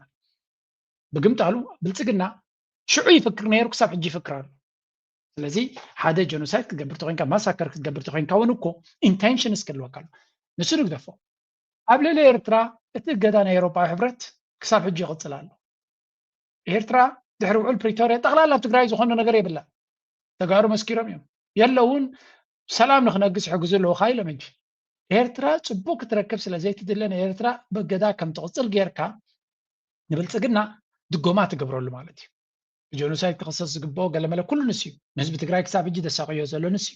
ኣብ ኣምሓራ ኣብ ልዕሊ ሲቪል ድሮና ዝጥቀም ዘሎ ንስዩ ባት እዚ ንቡር እዩ ከም ድሌትካ ክንድጉም ኣካይና እዮም ዝብልዎ ዘሎ and these are the people telling us about moral ብዛዕባ ሞራላዊ ኣካይዳ ናይ ዓለምና ብዛዕባ ሰብኣዊ መሰላት ክመኽሩና ዝፍትኑ ዘለዉ እዚኣቶም ስለዚ እቲ ዳብል ስታንዳርድ ሕጊ ዘይምኽታል መሰል ናይ ሃገራትን ናይ ህዝብን ረጊፅካ ንዓኻ ዘርባሓካ ክሳብ ዝኾነ ንዓኻ ከም ድሌትካ ክትከይድ ዘፍቅደልካ ክሳብ ዝኾነ ዩር ኦኬ ድገበርካ ግበር ምርጫኻ ፌክ ይኹን ኩነታትካ ፌክ ይኹን ሰብኣዊ መሰላት ግበር ጋዜጠኛታት እሰር ነቲ ፍታሕ ነቲ ቅተል ብድሮናት ህዝቢ ቅተል it's all right as long as you serve us ናትና ኢንተረስ ሓሊኻ ክሳብ ዝኸድካ ንሕና ብዝከኣለና ክንሽፍነልካ ኢና ክንሕግዘልካ ኢና ነቲ ምርጫ ትገብሮ ዘለካ ፌኩን ኣፕሩቭ ክንገብረልካ ኢና ከነጣቅዓልካ ኢና ስፖትላይት ክንበካ ኢና ቱሪስትስ ክመፁካ ክንሕግዘልካ ኢና ይብላ ኣሎ ብዝኾነ ኤውሮጳ ንነፍሶም ክሕግዙ ኣብ ዘይክእልሉ ዘለው ንዑ ክሕግዝዎ ይፍትኑ ኣለው ድሓን ንርኢ ንክንደይ ክቐፅልዎ እዮም እቲ ጉዳይ ነዚ ይመስል so ከም ኤርትራ ትርኢ ከለካ this should ደምካ ከፍልሓካ ይግባእ እዚ ስለምንታይ እቲ ኣብ ልዕሊ ኤርትራ ዝገብርዎ ዘለውን ኣብ ካልእ ዝገብርዎ ኩነታትን ኣብ ግምት ይትኻ ናው በዚ መልክዕ እዚ ክትሪኦ ከለካ ኣብ ልዕሊ ህወሓት እንታይ ክገብሩ ከም ዝኽእሉ ምግማቱ ከቢድ ኣይመስለንን ናው ሌትስ ስታርት what's going on ነቲ ካልኣይ ክፋል ናይቲ ግርጭት ናይ ኢትዮጵያ ዘሎ ፕሪቶርያ ዝቆሞ ግዝያዊ ህወሓት ብውዕል ፕሪቶርያ ዝቆሞ ግዝያዊ ምምሕዳር ክፈርስ ወሲኑ ማእከላይ ኮሚቴ ህወሓት ንክልተ ዓመታት ኣብ ዘካየዶ ስሩዕ ኣኼባ ኣመልኪቱ ትማሊ ኣማስዮ ኣብ ዘውፅኦ ጋዜጣዊ መግለፂ እዩ ነዚ ውሳነ ኣፍሊጡ ዘሎ እቲ መግለፂ ማእከላይ ኮሚቴ ውድብ ናይ ህወሓት ካብ 7 ክሳብ 8 ሚያዝያ 2018 ብናይ ኢትዮጵያ ኣቆፃፅራ ኣብ ዘካየዶ ስሩዕ ኣኼባ ኣፈፃፅማ ስምምዕ ፕሪቶርያን ህልው ኩነታትን ብዕምቆትን ስፍሓትን ብምዝታይ ምእንተ ሰላም ተባሂሉ ተወንዚፉ ዝፀንሐ መግለፂ ልዑላዊ ስልጣንን ወሳንነት ህዝብን ዝኾነ 2.8 ሚልዮን ዝመረፆ ቤት ምክሪ መንግስቲ ትግራይ ናብ ስርሑ ክምለስ ወሲኑሎ ይብል እቲ ኣብ መስከረም 2013 ዝተኻየደ ክልላዊ መረፃ ብምክንያት ኮሮና ቫይረስ መንግስቲ ኢትዮጵያ ሃገራዊ መረፃ ክናዋሕ ንዘመሓላለፎ ውሳነ ብምንፃግ ዝተኻየደ ኮይኑ ዘይሕጋውን ዘይፀንዕን ኢሉ ምንባሩ ዝዝከር እዩ እዚ ፍፃመ እዚ ነቲ ኣብ መንጎ ክልል ትግራይን ማእከላይ መንግስትን ዝነበረ ምትፍናን ናብቲ ደማዊ ኩናት ከምርሕ ጠንቂ ካብ ዝኾኑ ምክንያታት እቲ ቀንዲ ምዃኑ እዩ ዝግለጽ ኣብ ሕዳር 2022 በደቡብ ኣፍሪቃ ዝተፈረመ ምቁራፅ ተፃብኦታት ውዕል ፕሪቶርያ ነቲ ህይወት ኣማይታ ሸሓት ዝበልዐ ኩናት ትግራይ ደው ዘበለ ኮይኑ ነዝሓለፉ ኣስታት 4 ዓመታት ግዝያዊ ምምሕዳር ትግራይ ክቐውምን ኣብ እቲ ክልል ኣንጻራዊ ሰላም ክምፅእን ደሪኹ ነይሩ ውሳነ ህወሓት ኣብ መላእ ህዝቢ ትግራይ ዝተመቓቐለ ስምዒትን ስግኣትን ፈጢሩ ከም ዘለውን ቢቢሲ ዘዘራረቦም ነበርቲ ክልል ትግራይ የረድኡ ነፃነት ደበሳይ ንርእይቶ ነበርቲ ዝተፈላለዩ ከተማታት ትግራይ ተወኪሳቶም ኣላ ሕውስዋስ ዝኾነ ስምዒት እዩ ዘሎ እቲ ደጋፊ ዝበሃል ኣካል ፅቡቅ ውሳነ እዩ ዘንጊዕኹም ገለ ዝብል ኣሎ ኣብ ብዙሕ ሕብረተሰብ ግን ስግኣት ኣሎ እንታይ ሕዚ ናይ ክመፅእ ከምዚ ውሳነ እዚ ከመይ እዩ ክኸውን ዝብል ና ኩናት ከየስዕረት ዝሰግእ ሕብረተሰብ ኣሎ እንታይ እዩ ፈትሉ ዘሎ ስጉምቲ ሕዚ ውሳነ እዚ እንታይ እዩ ክመፅእ ድርጅት ክመፅእ ወይስ ከቢድ ኩናት ክመፅእ እንታይ እዩ ደመና ኩናት ከኣንፈላሊ ዘሎ ብለ ዝብል ቁሩብ ስግኣት ኣሎ ኣብቲ ሕብረተሰብ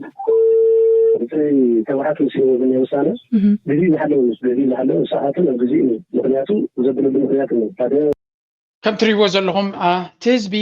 ነዚ ናይ ህወሓት ውሳነ ንክድግፍ ኩንነት እውን ይሕግዝ እዩ እቲ ኩንነት ኣብ ባይታ ዘሎ ካብ ዓበሲ እንታይ ኢና ክንፅበ ዝመስል ዘረባ እዩ ንኣብነት ነዚ ስምዕዎ ሕጂ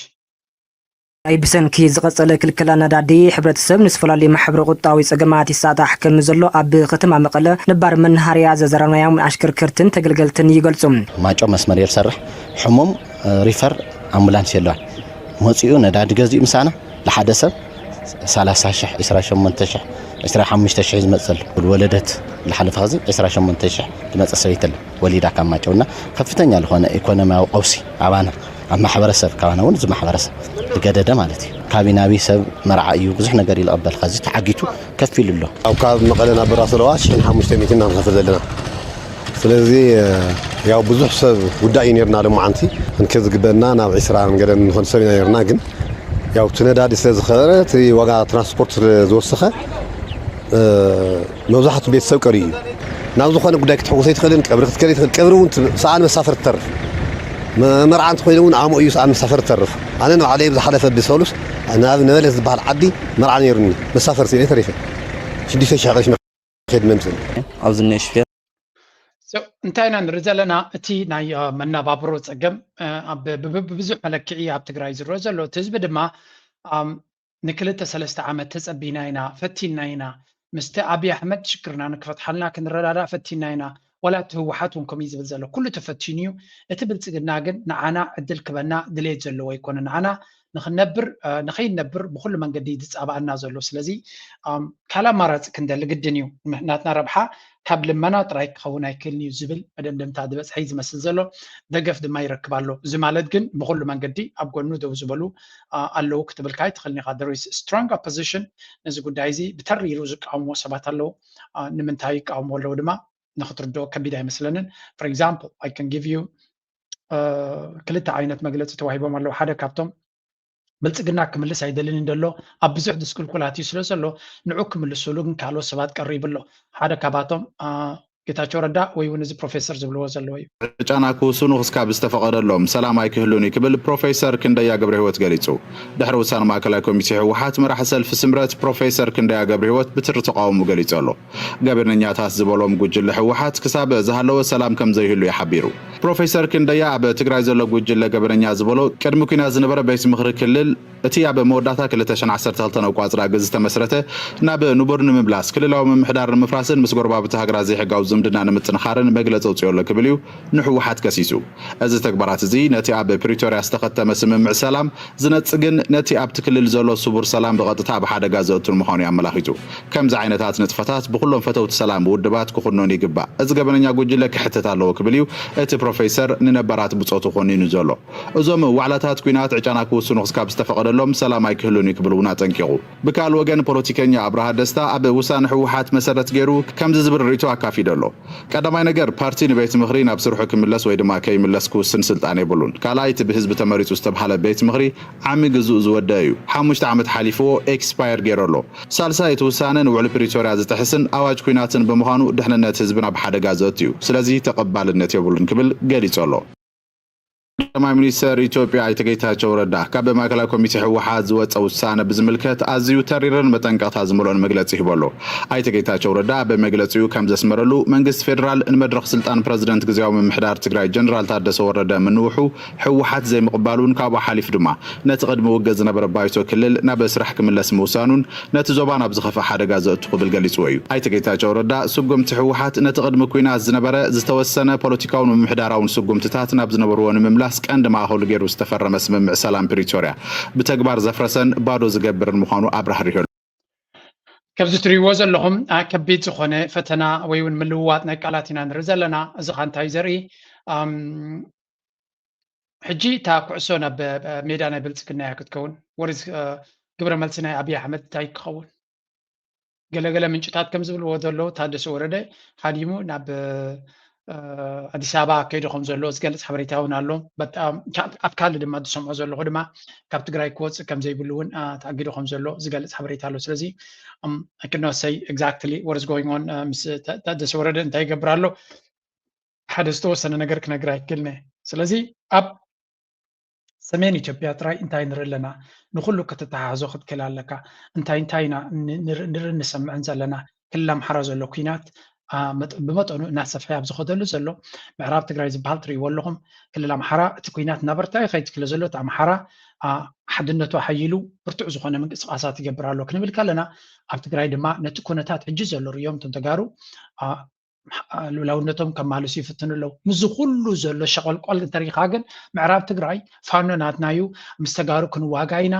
ገለመለ ዝብል ዘረባ የለን ከምኡ ዝብል ዘረባ ስለዚ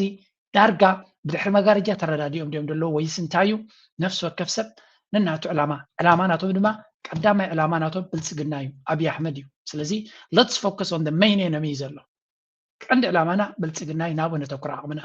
ጉልበትና ሚድያና ኩሉ ናብቲ ቀንዲ ፀላኢ ነተኩር ዝብል ዘሎ እዩ ናይ ኢትዮጵያ ሽግር ግን መወዳእታ እውን የብሉን there is another segment ለምቀና ኣነ ዝሰምዖ ዘለኹ ንሱ ድማ ምስ ጉዳይ ናይ ሱዳን ዝተሓሓዝ እዩ እቲ በዓላቶም ዘምፅዎ ዳዕመ ሰሪዕ ኣብ ዓዶም ዝገብሮ ዘሎ ዝብልዎ ዘለዉ ካስምዑ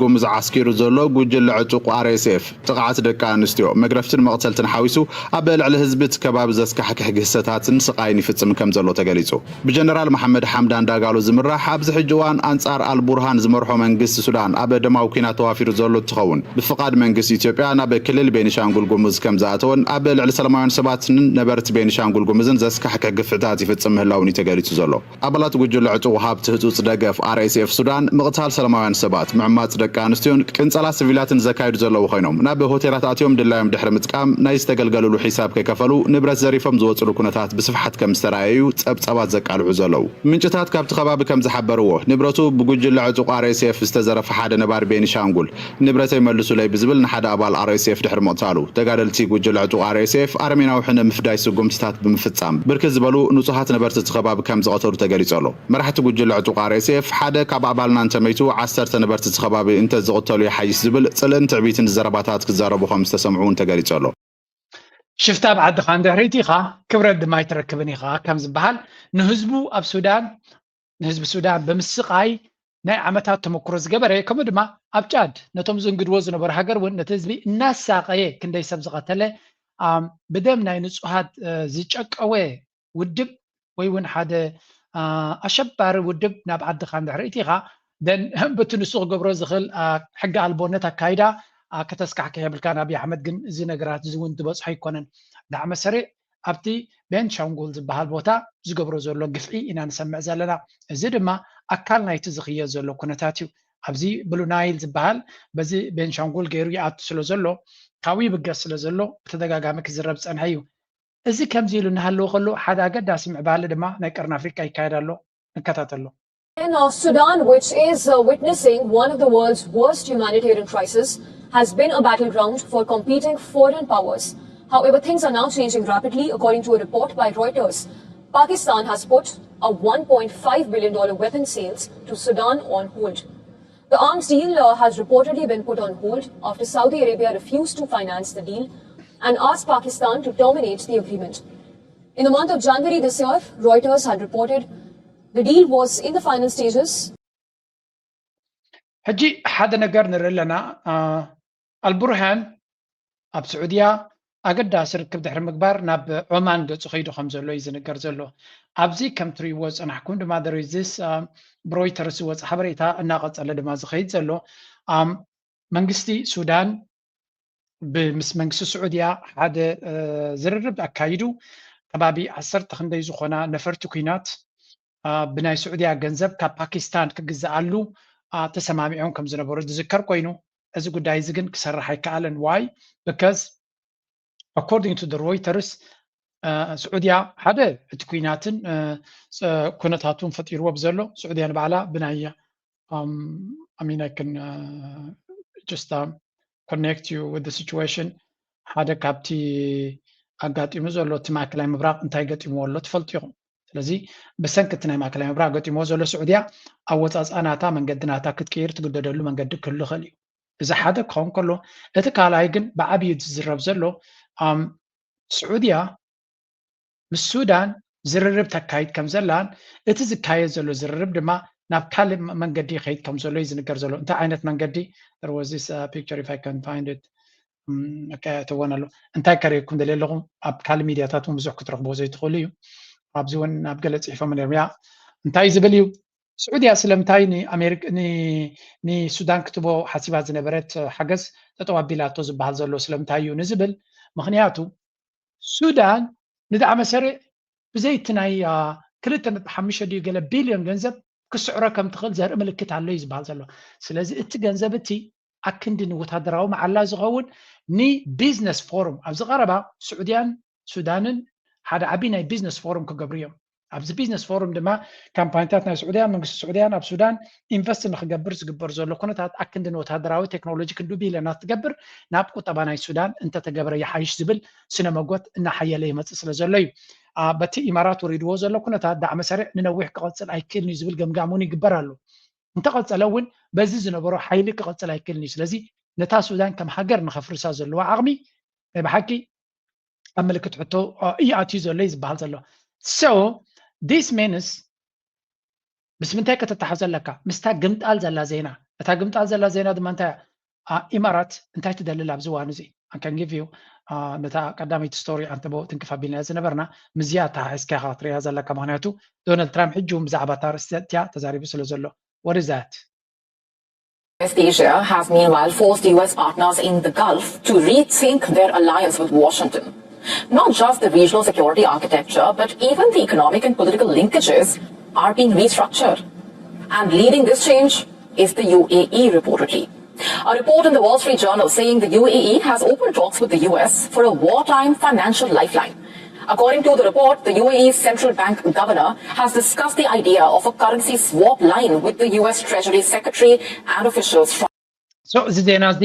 ዓብዪ ዜና ኮይኑ ዘሎ ዓብዪ ዜና ኢማራት ብሰንኪ እቲ ዝወረዳ ሽግር ካብ ደገፍ ናይ ቁጠባ ናይ ገንዘብ ካብ ኣሜሪካ ትሓትት ከም ዘላን እዚ ትሓቶ ዘላ ደገፍ ድማ ኣሜሪካ ክትባድያ ይትባን ወላ እኳ ብዙሕ ነገር እንተሎ ኢማራት በዚ ገንዘብ ዝጥራይ ከክድሕን ትኽእል ዶ ዝብል እዩ ምክንያቱ ኣብ ከምዚ ደረጃ ብግልፂ ክዛረብሉ ኣብ ዝኽእልሉ ደረጃ ሕጂ ድማ ክሳብ እዚኣ ሰዓት ንሪኦ ዘለና ምቁራፅ ናይ ተኽሲ ድዩ ክቕፅል ወይስ ኣብ ጣውላ ክረዳዱ ድዮም ዝኾነ ይኹን ዘይተፈልጠሉ ኣብ ዘሎ ግዜ ከምዚ ዓይነት ዘይምርዳእ ድማ ኣብ ሓፂር ግዜ ወላ እውን ዲል ተገይሩ እንተተባሃለ ድሕሪ ዝተወሰነ ክፈርስ ዝኽእል ምዃኑን ሓደ ዓብዪ ዝርርብ ንነዊሕ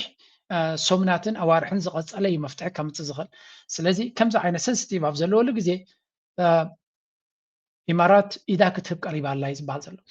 ሕጂ እንድሕሪ ከምኡ ከጋጥም ኮይኑ እንታይ እዮም ዝብሉ ዘለዉ ኣሜሪካ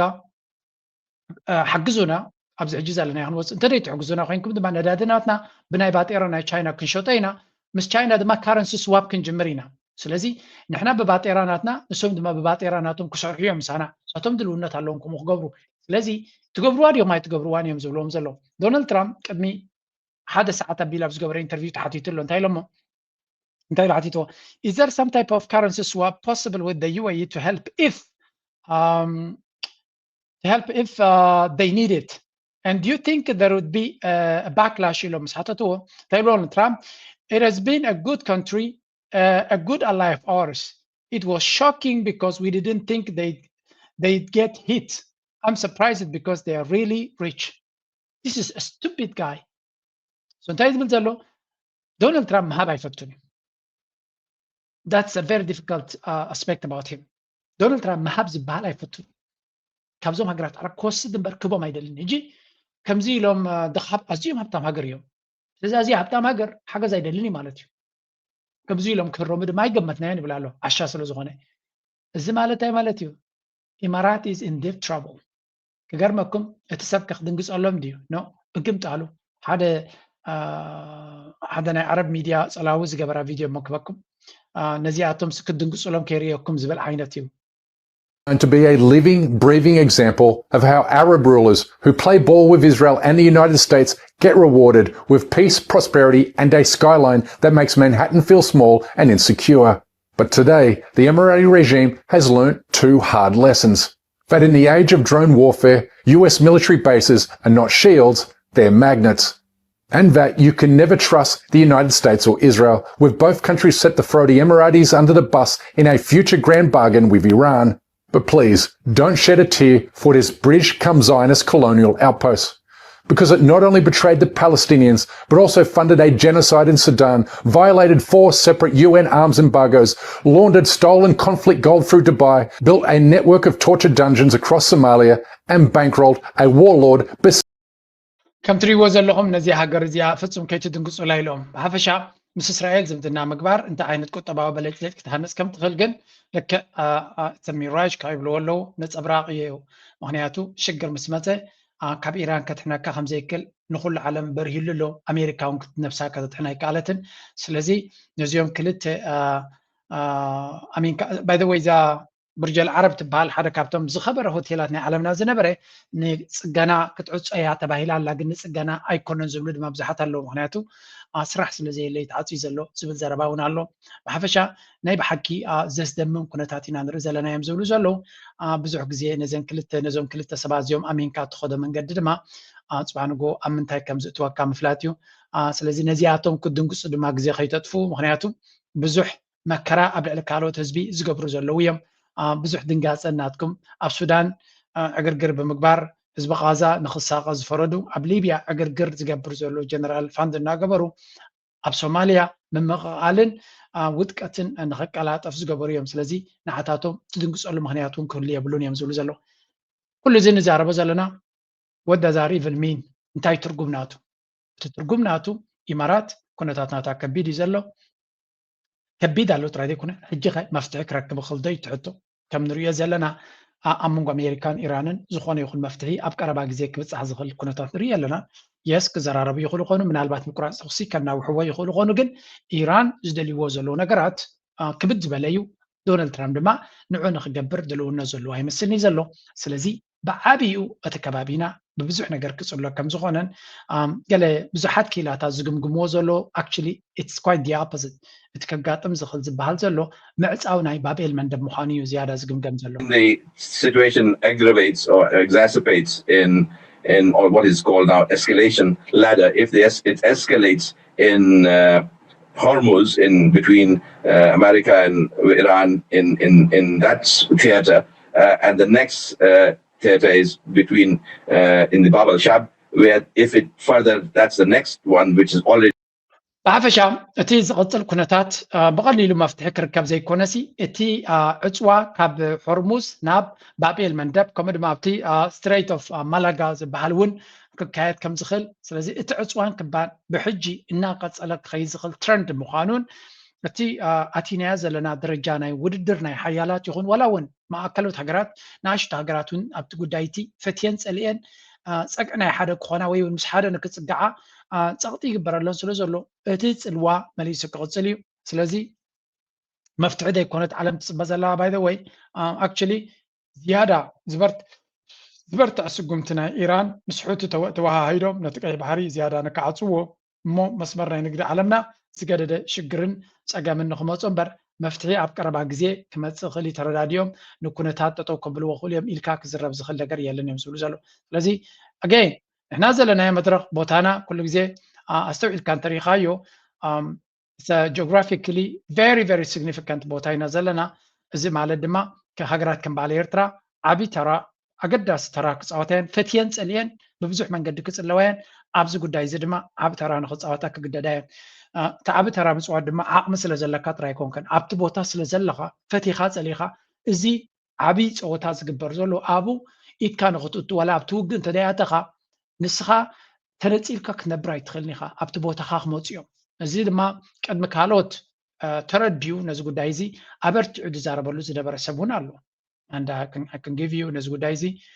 ኣቐድም ኣቢሉ ብብርትዑ ዝተዛረበሉ መራሒ እንተሎ ኣብ ቀርኒ ኣፍሪካ you all know it and I can give you this المشكلة تعجل እዚ ብዕንቆት ክትዛረበሉ ግዜ ዝሓትት እዩ እቲ ባሕሪ ናይ ሃገራት ዞባ ባሕሪ ጥራይ ኣይኮነን የግዳስ ካብ ዝኾነ ካልእ ቦታ እንዳ ውቅያኖስ ይኹን ሰላማዊ ውቅያኖስ ወይ ካልእ ዝያዳ ጂኦፖለቲካዊ ኣገዳስነት ዘለዎ ኣህጉራዊ ማያዊ መስመር እዩ ቀይሕ ባሕሪ ነተን ኣብ ገማግሙ ዝርከባ ሃገራት እንተላይ ኤርትራን ምስርን ዓብዪ ሓላፍነት ዘሰኪም እዩ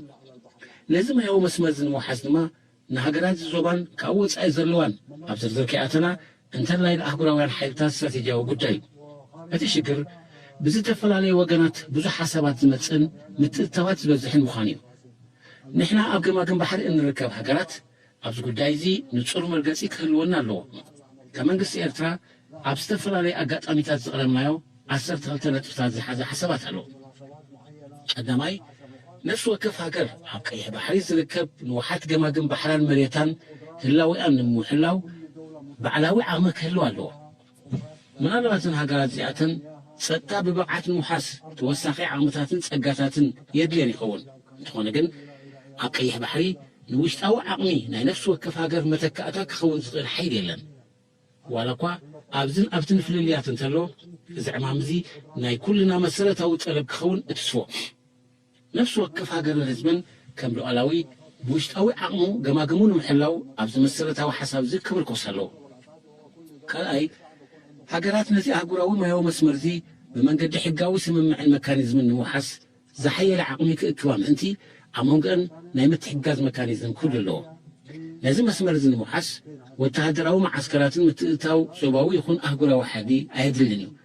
ውሕስነት ነባሪ ይፍታሕ ንዝመፅእ ተኸታታሊ ወለዶታት ዝድገፍ እዩ ሳልሳይ ንኣብነት ኣብ ገማግም ቀይሕ ባሕሪ ዝርከባ ሃገራት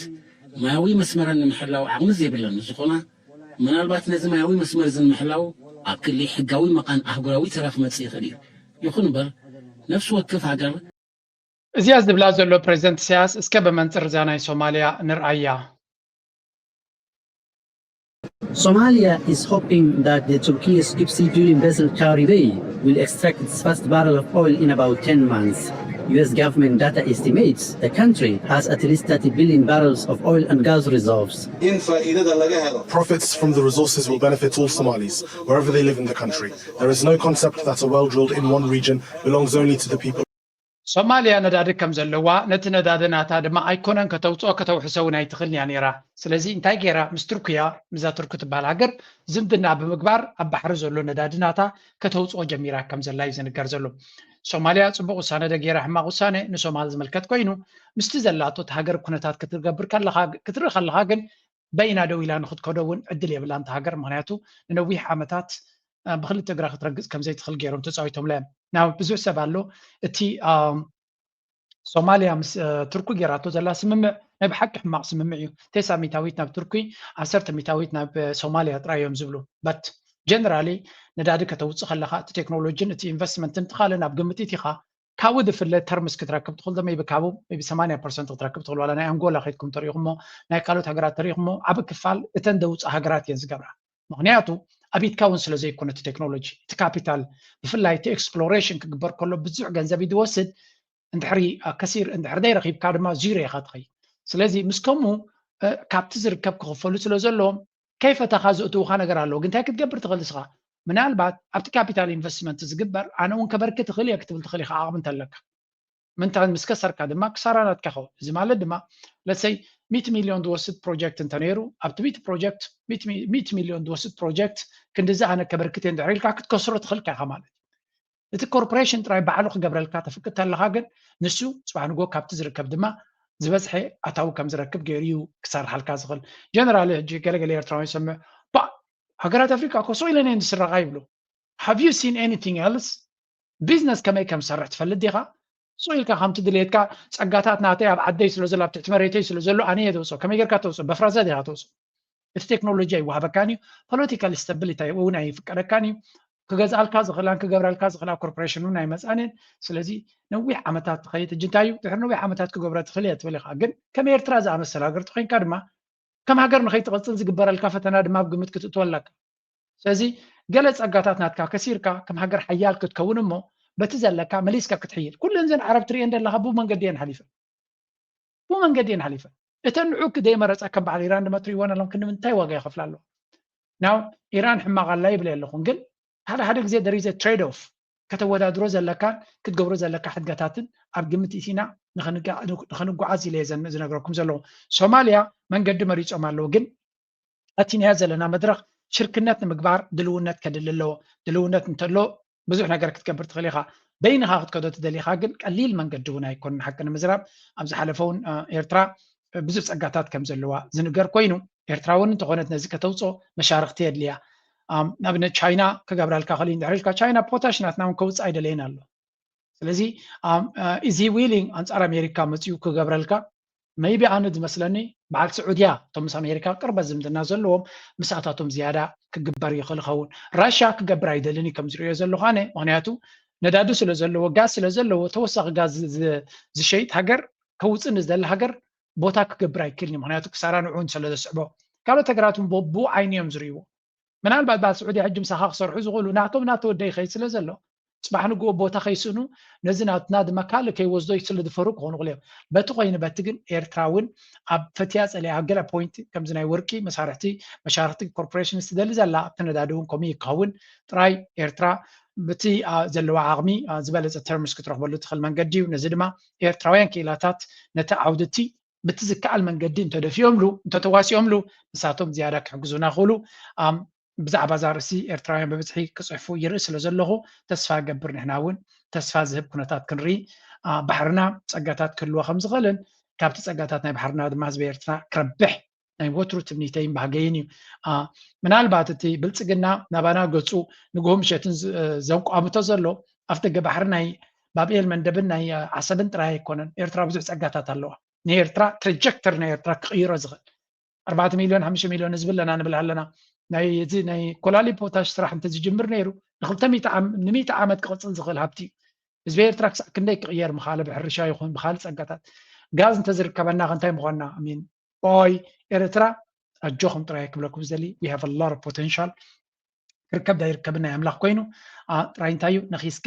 ሓድነትካ ሓይልካ ካብ ኩሉ ክመፀካ ዝኽእል ዳምዳም ዝብሉ ምናልባት እዚ ዳምዳም ዝብል ዘሎ ንጎ ምሸትን ንዑታት ስለ ዝደሊ ምዕራፍ ደገ ባሕሪ ደሊ ይኮነን አልቦ አድርጎ መቀጠል በየትኛውም ዘመን አዋጭ አይደለም። ለእኛ ብቻ ለሰፈራችን አዋጭ አይደለም። ተነጋግሮ ተመካክሮ ሁሉን አሸናፊ በሚያደርግ መንገድ መፍታት ካልተቻለ በዚህ መንገድ መቀጠል ልክ አሁን እንደምናየው ነው። ለምንድን ነው የሆርሙዝ ስትሪፕን ማስከፈት የዓለም አጀንዳ የሆነው? የቀይ ባህር ቢዘጋ ማስከፈት ከኛ በላይ ለማን አጀንዳ ይሆናል? አሁን ባለው ሁኔታ ውስጥ ዓለማትን ብትወስድ አፍሪካን ብቻ ብትወስድ እንደ ኢስት አፍሪካ ተጎጂ የለም። ኖርዝ አፍሪካ ሀገራት ሁሉም ወደብ ያላቸው መሆናቸው ብቻ ሳይሆን ሜዲትራኒያን ሲ ስለሆነ ለአውሮፓ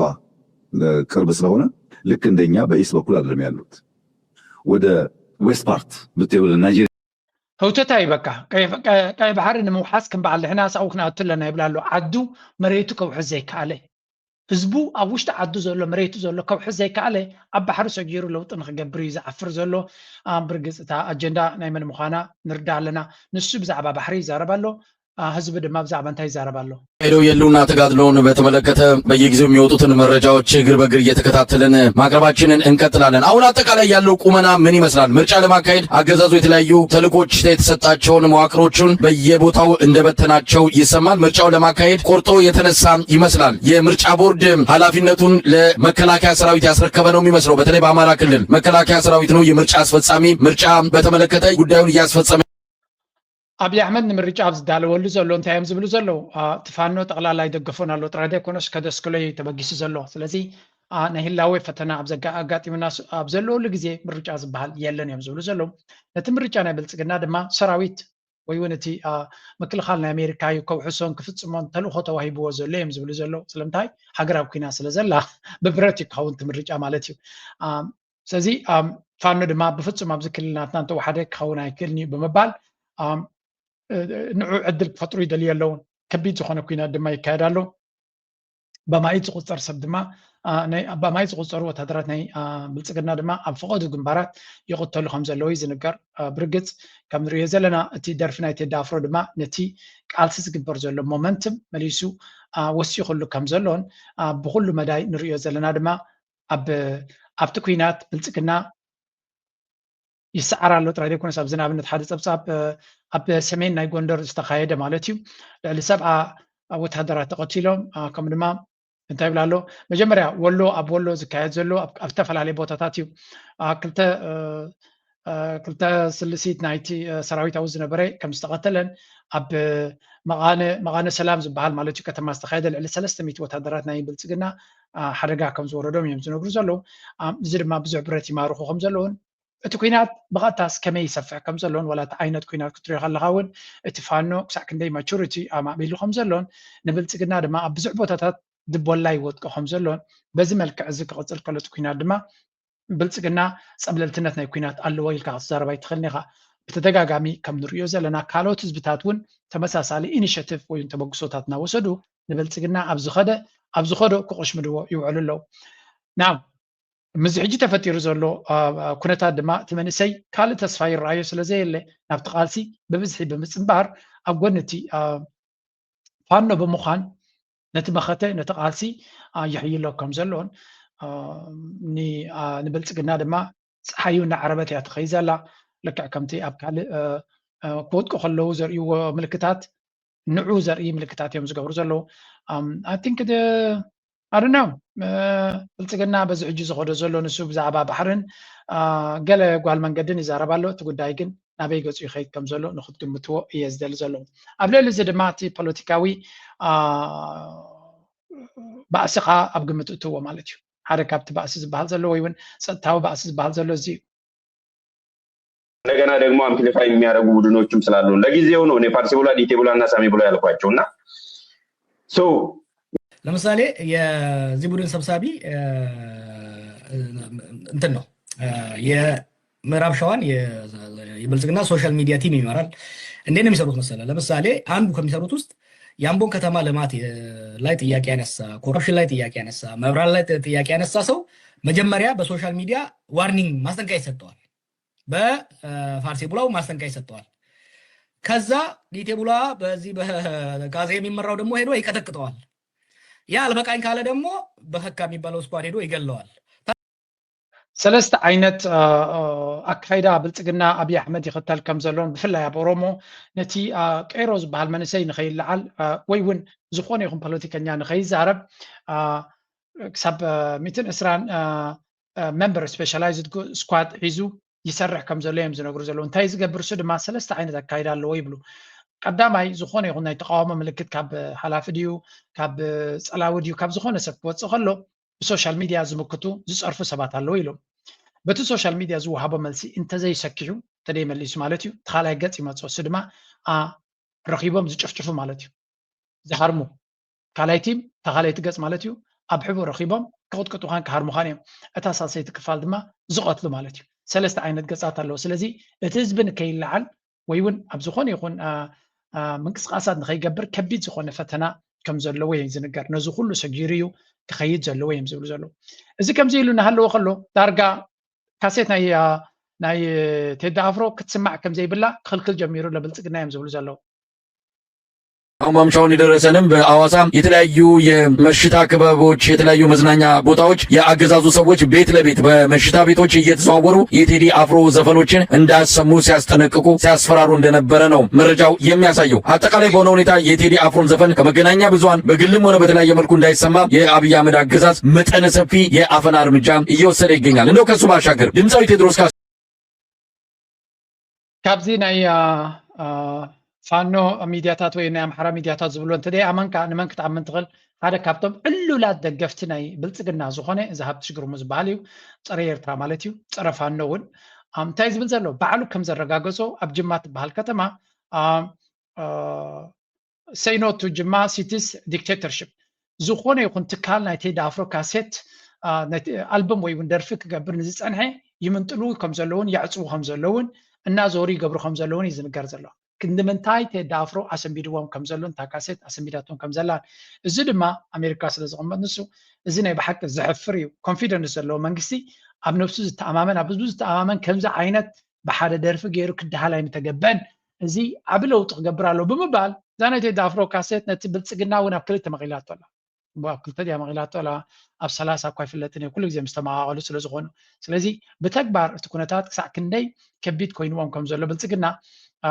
نبعلت ناي مرحي ناي بلصقنا ناي تسليا وحلافيتات كما درسو تربيعهم مقنيهم تاي وريد ونبعل السون كزارب يقني زلو ሬድዋን በደረሰባቸው ጉዳት ዝምታቸውን ሰበሩ። ከፍተኛ የመንግስት ኃላፊው በጠና ታሟል በሚል እያነጋገረ ባለው ጉዳይ ይፋዊ ምላሽ ተሰጥቷል። ባለፉት ጥቂት ቀናት በኢትዮጵያ ማህበራዊ ሚዲያ መንደሮችና በተለያዩ የፖለቲካ መድረኮች ላይ ከፍተኛ መነጋገሪያ ሆኖ በሰነበተው ጉዳይ ከፍተኛ አመራሩ ይፋዊ ማብራሪያ ሰጥተውበታል። አመራሩ ደረሰብኝ ስላሉት ድንገት ከምዛ ትሪእዎ ዘለኹም ዝሰብ እዚ አደጋዩ ወዝ በሓደጋ ከም ዝገጠሞ ይዝንገር ዘሎ ንሕክምና ኢሉ ድማ ርእሱ ከም ዝተላፅየ ይዝንገር ዘሎ ብሓፈሻ it's ወላቲ ኣብ ገጹ ኣጋጢምዎ ዘሎ በትን እናወዳደሩ የምፅዎ ኣለው I don't know ሓደጋ ዲ ወዲቑ ወይስ ክከሓሓድ እዮም ጀሚሮም ንሱ ንግዜ ንገጥፎ ኮይኑ ብዙሕ እውን ኣብቲ ኮመንተር ክናቱ ንኽእል ኢና ግን ንባዕሉ እዚ እውን ሓደ ካብቲ ፅቡቕ ስእሊ ዝፈጥር ኣይኮነን እቲ ደርፊ ናይ ቴዲ ኣፍሮ ወይ እቲ ካሴት ናይ ቴዲ ኣፍሮ ግን ናይ ብሓቂ ምስንባት ፈጢሩሎም ኣሎ ኣብይ ኣሕመድ ለንቀነ ዝገበሮ ዝበልዎ ድማ ብስምዑ ግንጪ ሃሮ ዳንዲ የሚባል ግንጪ ነው የሄደው ሄሊኮፕተር አንስቶ አስነስሰው መቼም ሁለቱ የኢትዮጵያ ሄሊኮፕተር አይጠቀሙም የኢትዮጵያ ፓይለትም አይጠቀሙም ሄሊኮፕተሮቹ ራሱ የአረብ ኤሚሬቶች ናቸው ሁለቱ ቤተ መንግስት የሚቀመጡ ናቸው የአየር ኃይል አይጠቀሙም ለምን በኢትዮጵያ ስለማይተማመን ነው አና አላቅም የኢትዮጵያ አየር መንገድ ይጠቀማል የኢትዮጵያ አየር ኃይል ግን አይጠቀምም ሁለት ሄሊኮፕተር አለው አብራሪዎቹም የነሱ ራሳቸው ናቸው እና ሄሊኮፕተር አስነስቶ ሃሮ ዳንዲ ግንጪ Yes, Abiy Ahmed ጠቅላላ መጋበርያ ናይ ኢማራት ምዃኑ ኢማራት ከም ዛንቋቁሖም ዝከናኸንዎ and you understand why ስለምንታይ ኢማራት ክሳብ ክንዱ ንዓቢ ክትግደሰሉ ከም ትኽእል ከም ኣባ ቤት ትረክብ ከም ኣቢ መጋበርያ ኣበይ ትረክብ ፍጹም ክርከብ ኣይክእልኒ ሙሉእ ብሙሉእ ኢዱ ዝሃበሰብ ስለዚ ኢማራት ክሳብ ናይ መወዳእታ ትንፋሳን ዓቢ ክትቃረሰሉ እያ ክንብል ከለና ካብዚ ዝብገስ ፓይሎት ይኹን መግቢ ይኹን ቦዲጋርድ ናት ይኹን ኩሉ ናይ ኢማራት ሓይሊ እዩ ኢማራት ትምውሎም ስፔሻል ፎርስስ ናቶም ባዕላ ዘሰልጠነቶም ናታ ቴክኖሎጂ ዝጥቀሙ ናታ ሴኪሪቲ ኣፓራትስ ዝጥቀሙ ኩሉ ነገር ብናታ እዩ ፋንድድ ዝኸውን ስለዚ ኣቢ ናቶም ዜግነት ናይ ኢማራት እውን ሂቦሞ ኢሉ ናይ ዶክተር መልኪሳ ዜግነት ናይ ኢማራት ኣለዎ እውን ሰሚዕና ኢና ዘገርም ኣይኮነን ዘሰንብድ እውን ኣይኮነን ኢትስ ጀስት ተወሳኺ መብርሂ ወይ እውን ጭብጢ ጥራይና ክንብሎ ንኽእል nothing about this situation is surprising ኣብዚ ሕጂ ኮይና ክንሪኦ ከለና so እዚ ከምዚ ኢሉ እናሃለዎ ከሎ እቲ ኩነታት ናበይ ገፁ ከይዱ ኣሎ ናብ ናይ ዓድና ገፅና ስግር ከነብል ሓደ ካብቲ ብጉዳይ ናይ ዓድና ከርእየኩም ደልየ ፀናሕኩ there was this where is it man በዚያ ክንጅምር እዚያ እስከ ስምዑ ለይ ወይ ረአዩ ለይ እውን ልምዓት ኣፍሪካ ብኤርትራ ደርቂ ናይ ምፅዋር ዓቕሚ ንምዕባይ ዕድላት ስራሕ ንምፍጣርን ዝዓለመ ፕሮጀክት ብዝተዓፃፀፈ መንገዲ የሰላስል ከም ዘሎ ኣፍሊጡ እዚ ፕሮጀክት እዚ ኣካል ናይቲ ባንክ ልምዓት ኣፍሪካ ብኤርትራ ንዓመታት ዘካየዶ ስትራቴጂካዊ ስራሓት ሕርሻን ትሕቲ ቅርፅን ኮይኑ ነቲ ተደጋጋሚ ዝኽሰት ዘሎ ፅልዋ ለውጢ ኩነታት ኣየር ንምምካት ዝዓለመ ምዃኑ ወሲኹ ይሕብር ብመሰረት እቲ ብ17 ሚያዝያ 2026 ዝወፀ እዋናዊ ፀብፃብ እቲ ፕሮጀክት ብሰንኪ ለበዳ ኮቪድ-19 ንልዕሊ 24 ኣዋርሕ ተቋሪፁ ዝፀንሐ እኳ እንተኾነ ግን ኣፈጻጽማት ፕሮጀክት ብዝተዓፃፀፈ መንገዲ ተመሓይሹ ይብል እቲ ኣብ መጋቢት ዝተኻየደ ገምጋም ካብቶም ክህነፁ ዝተወጠኑ 21 ሓፅብታት ህንፀት እቶም 18 ሙሉእ ብሙሉእ ከም ዝተዛዘመ ዝተተለመ ሸቶታት ብላዕሊ 101.59 ሚእታዊት ዓወት ከም ዝተመዝገበ እቲ ፀብጻብ ይሕብር ብተሳታፍነት ህዝቢ ኣስታት 200 ሄክታር መሬት ዳግማይ ንምሕዋይ 3.1 ሚልዮን ኣግራብ ተተኺሉ እዩ እዚ ስራሕ እዚ ኣብቲ ከባቢ ሓመድ ከይባኽን ሓደ ካብቲ ንኤርትራ ብዙሕ ሓገዝ ኣገዳሲ ሓገዝ ዘበርክተላ ዘሎ ንብሎ ዘለና እዚ ባንኪ ልምዓት ኣፍሪካ እዩ ናይ ብሓቂ ደስ ዝብለኒ ነገር ተሎ ድማ ኣብቲ ነገደሲ ፅላታት ናይ ኤርትራ ብፍላይ ኣብ ፀዓት ከምኡ ድማ ኣብ ሕርሻ ኣገዳሲ ከምኡ ናብ ቴክኖሎጂ ክሕግዝ ከም ዝደልን ኣብ ባንኪንግ ሴክተር እውን ክሕግዝ ከም ዝደሊ ተነጊሩ ነይሩ ኣድማዕነት ናይቲ ፕሮጀክታት ይርዮ ስለ ዘሎ ኣፈፃፅማ ናይቲ ፕሮጀክት ብልሽውና ብዘይብሉ መንገዲ ስራሕ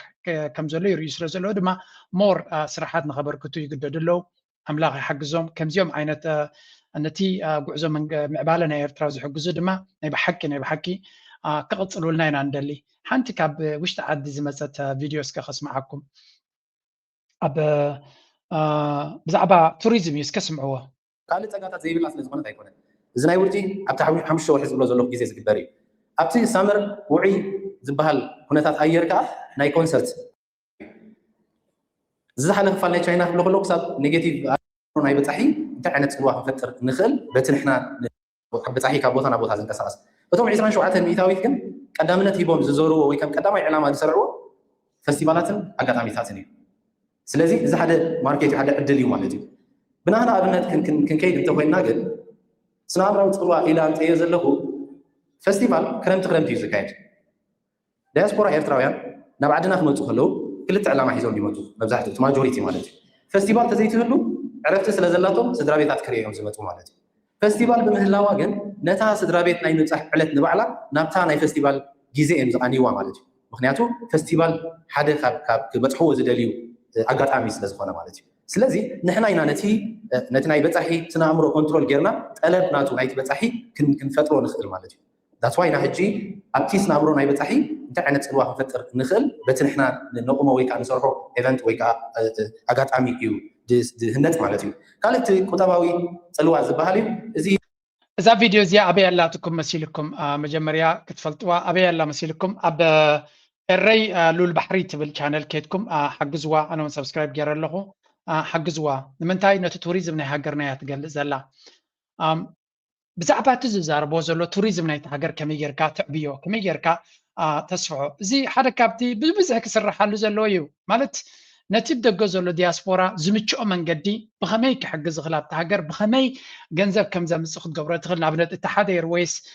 በረራታት 4 መዓልቲ ኣብ ሰሙን ክውስኽ ምዃኑ ተነጊሩ ኣሎ ካልእ 2-3 ካልኦት ኤርላይንስ እንትመፅኦም ኣብ ዝደለኻዮ ግዜ ክትመፀሉ ትኽእል ፌስቲቫል ናይ ኤርትራ ኸ ስለምንታይ ሓንቲ ግዜ ጥራይ ዝግበር ምናልባት ከምቲ ፌስቲቫል ናይ ኤርትራ በስመራ ዝግበር እቲ ስርሒት ፈንቅል ድማ ንሶምን ከም ዝኸውን እሞ ንዑ ድማ ቀረባት ዝኸውን ብምግባር እቲ ሰብ ኣብ ካልእ ድማ ኣብ ካልእ ከተማታት ንኣብነት ናይ ኣቡነ ኣንበስ ንግደት ኣሎ ናይ ደብረ ሲና ንግደት ኣሎ ማርያም ዳዕሪት ኣሎ ኣብ መንደፈራ ከባቡን ካልእ ነገራት ኣሎ እቲ በዓላት እቲ እውን ከም ፌስቲቫል ጌርካ ንሶምናት ከም ዝኸውን ሰብ ኩላቶም ድማ ኣብቲ ኣጀንዳ ናይቲ ሃገር ኮይዱ ሰብ ክኸይድ ከሎ ነዚኣቶም እውን ክበፅሖም እየ ብምባል ክጥቀመሉ ይኽእል ስለዚ ናይ ብሓቂ ደስ ዝበለኒ ሰሚናርዩ ብዛዕባ ቱሪዝም ዓብዪ ስራሕ ከም ዘድሊ እዮም ዝዘራርቡ ዘለዉ ከድኩም ስምዕዋ ከምዚ ዓይነት ካብ ዓዲ ክመፅእ ከሎ ብዙሕ ሰብ ስለ ደይርዮ ኣይመፀናን እዩ but these are the kind of discussions we need ኣብ ሃገር እንታይ ይግበር ኣሎ ዘተ ምይይጥ ክካየደሉ ዘለዎ ጉዳያት ንሱ እዩ መወዳእታ በዚያ ገይረ ክውድእ እዩ ሰላም ይደሎ ከመይ ፀኒሕካ ሓዘር ሰናርክ ዓዲ ፅቡቅ ፀኒሑ ፅቡቅ ፀኒሑ ካብቲ ዓሚ ዝነበረ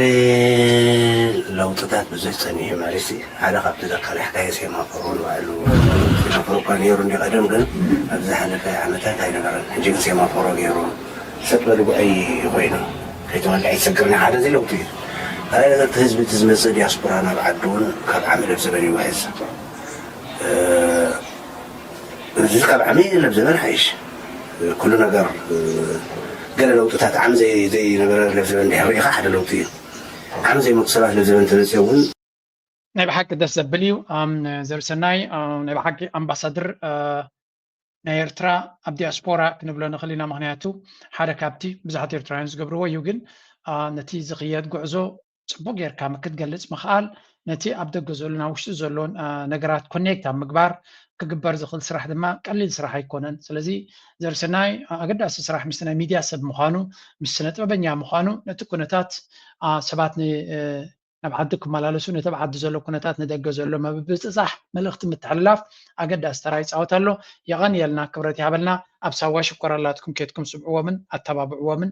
እናበልኩ ናይ ሎማ ርእስ ኣብ ዝኹድየ ላይክ ምግባር ሼር ምግባር ኣይትረስዑ ብዚያ ክገጥፈኩም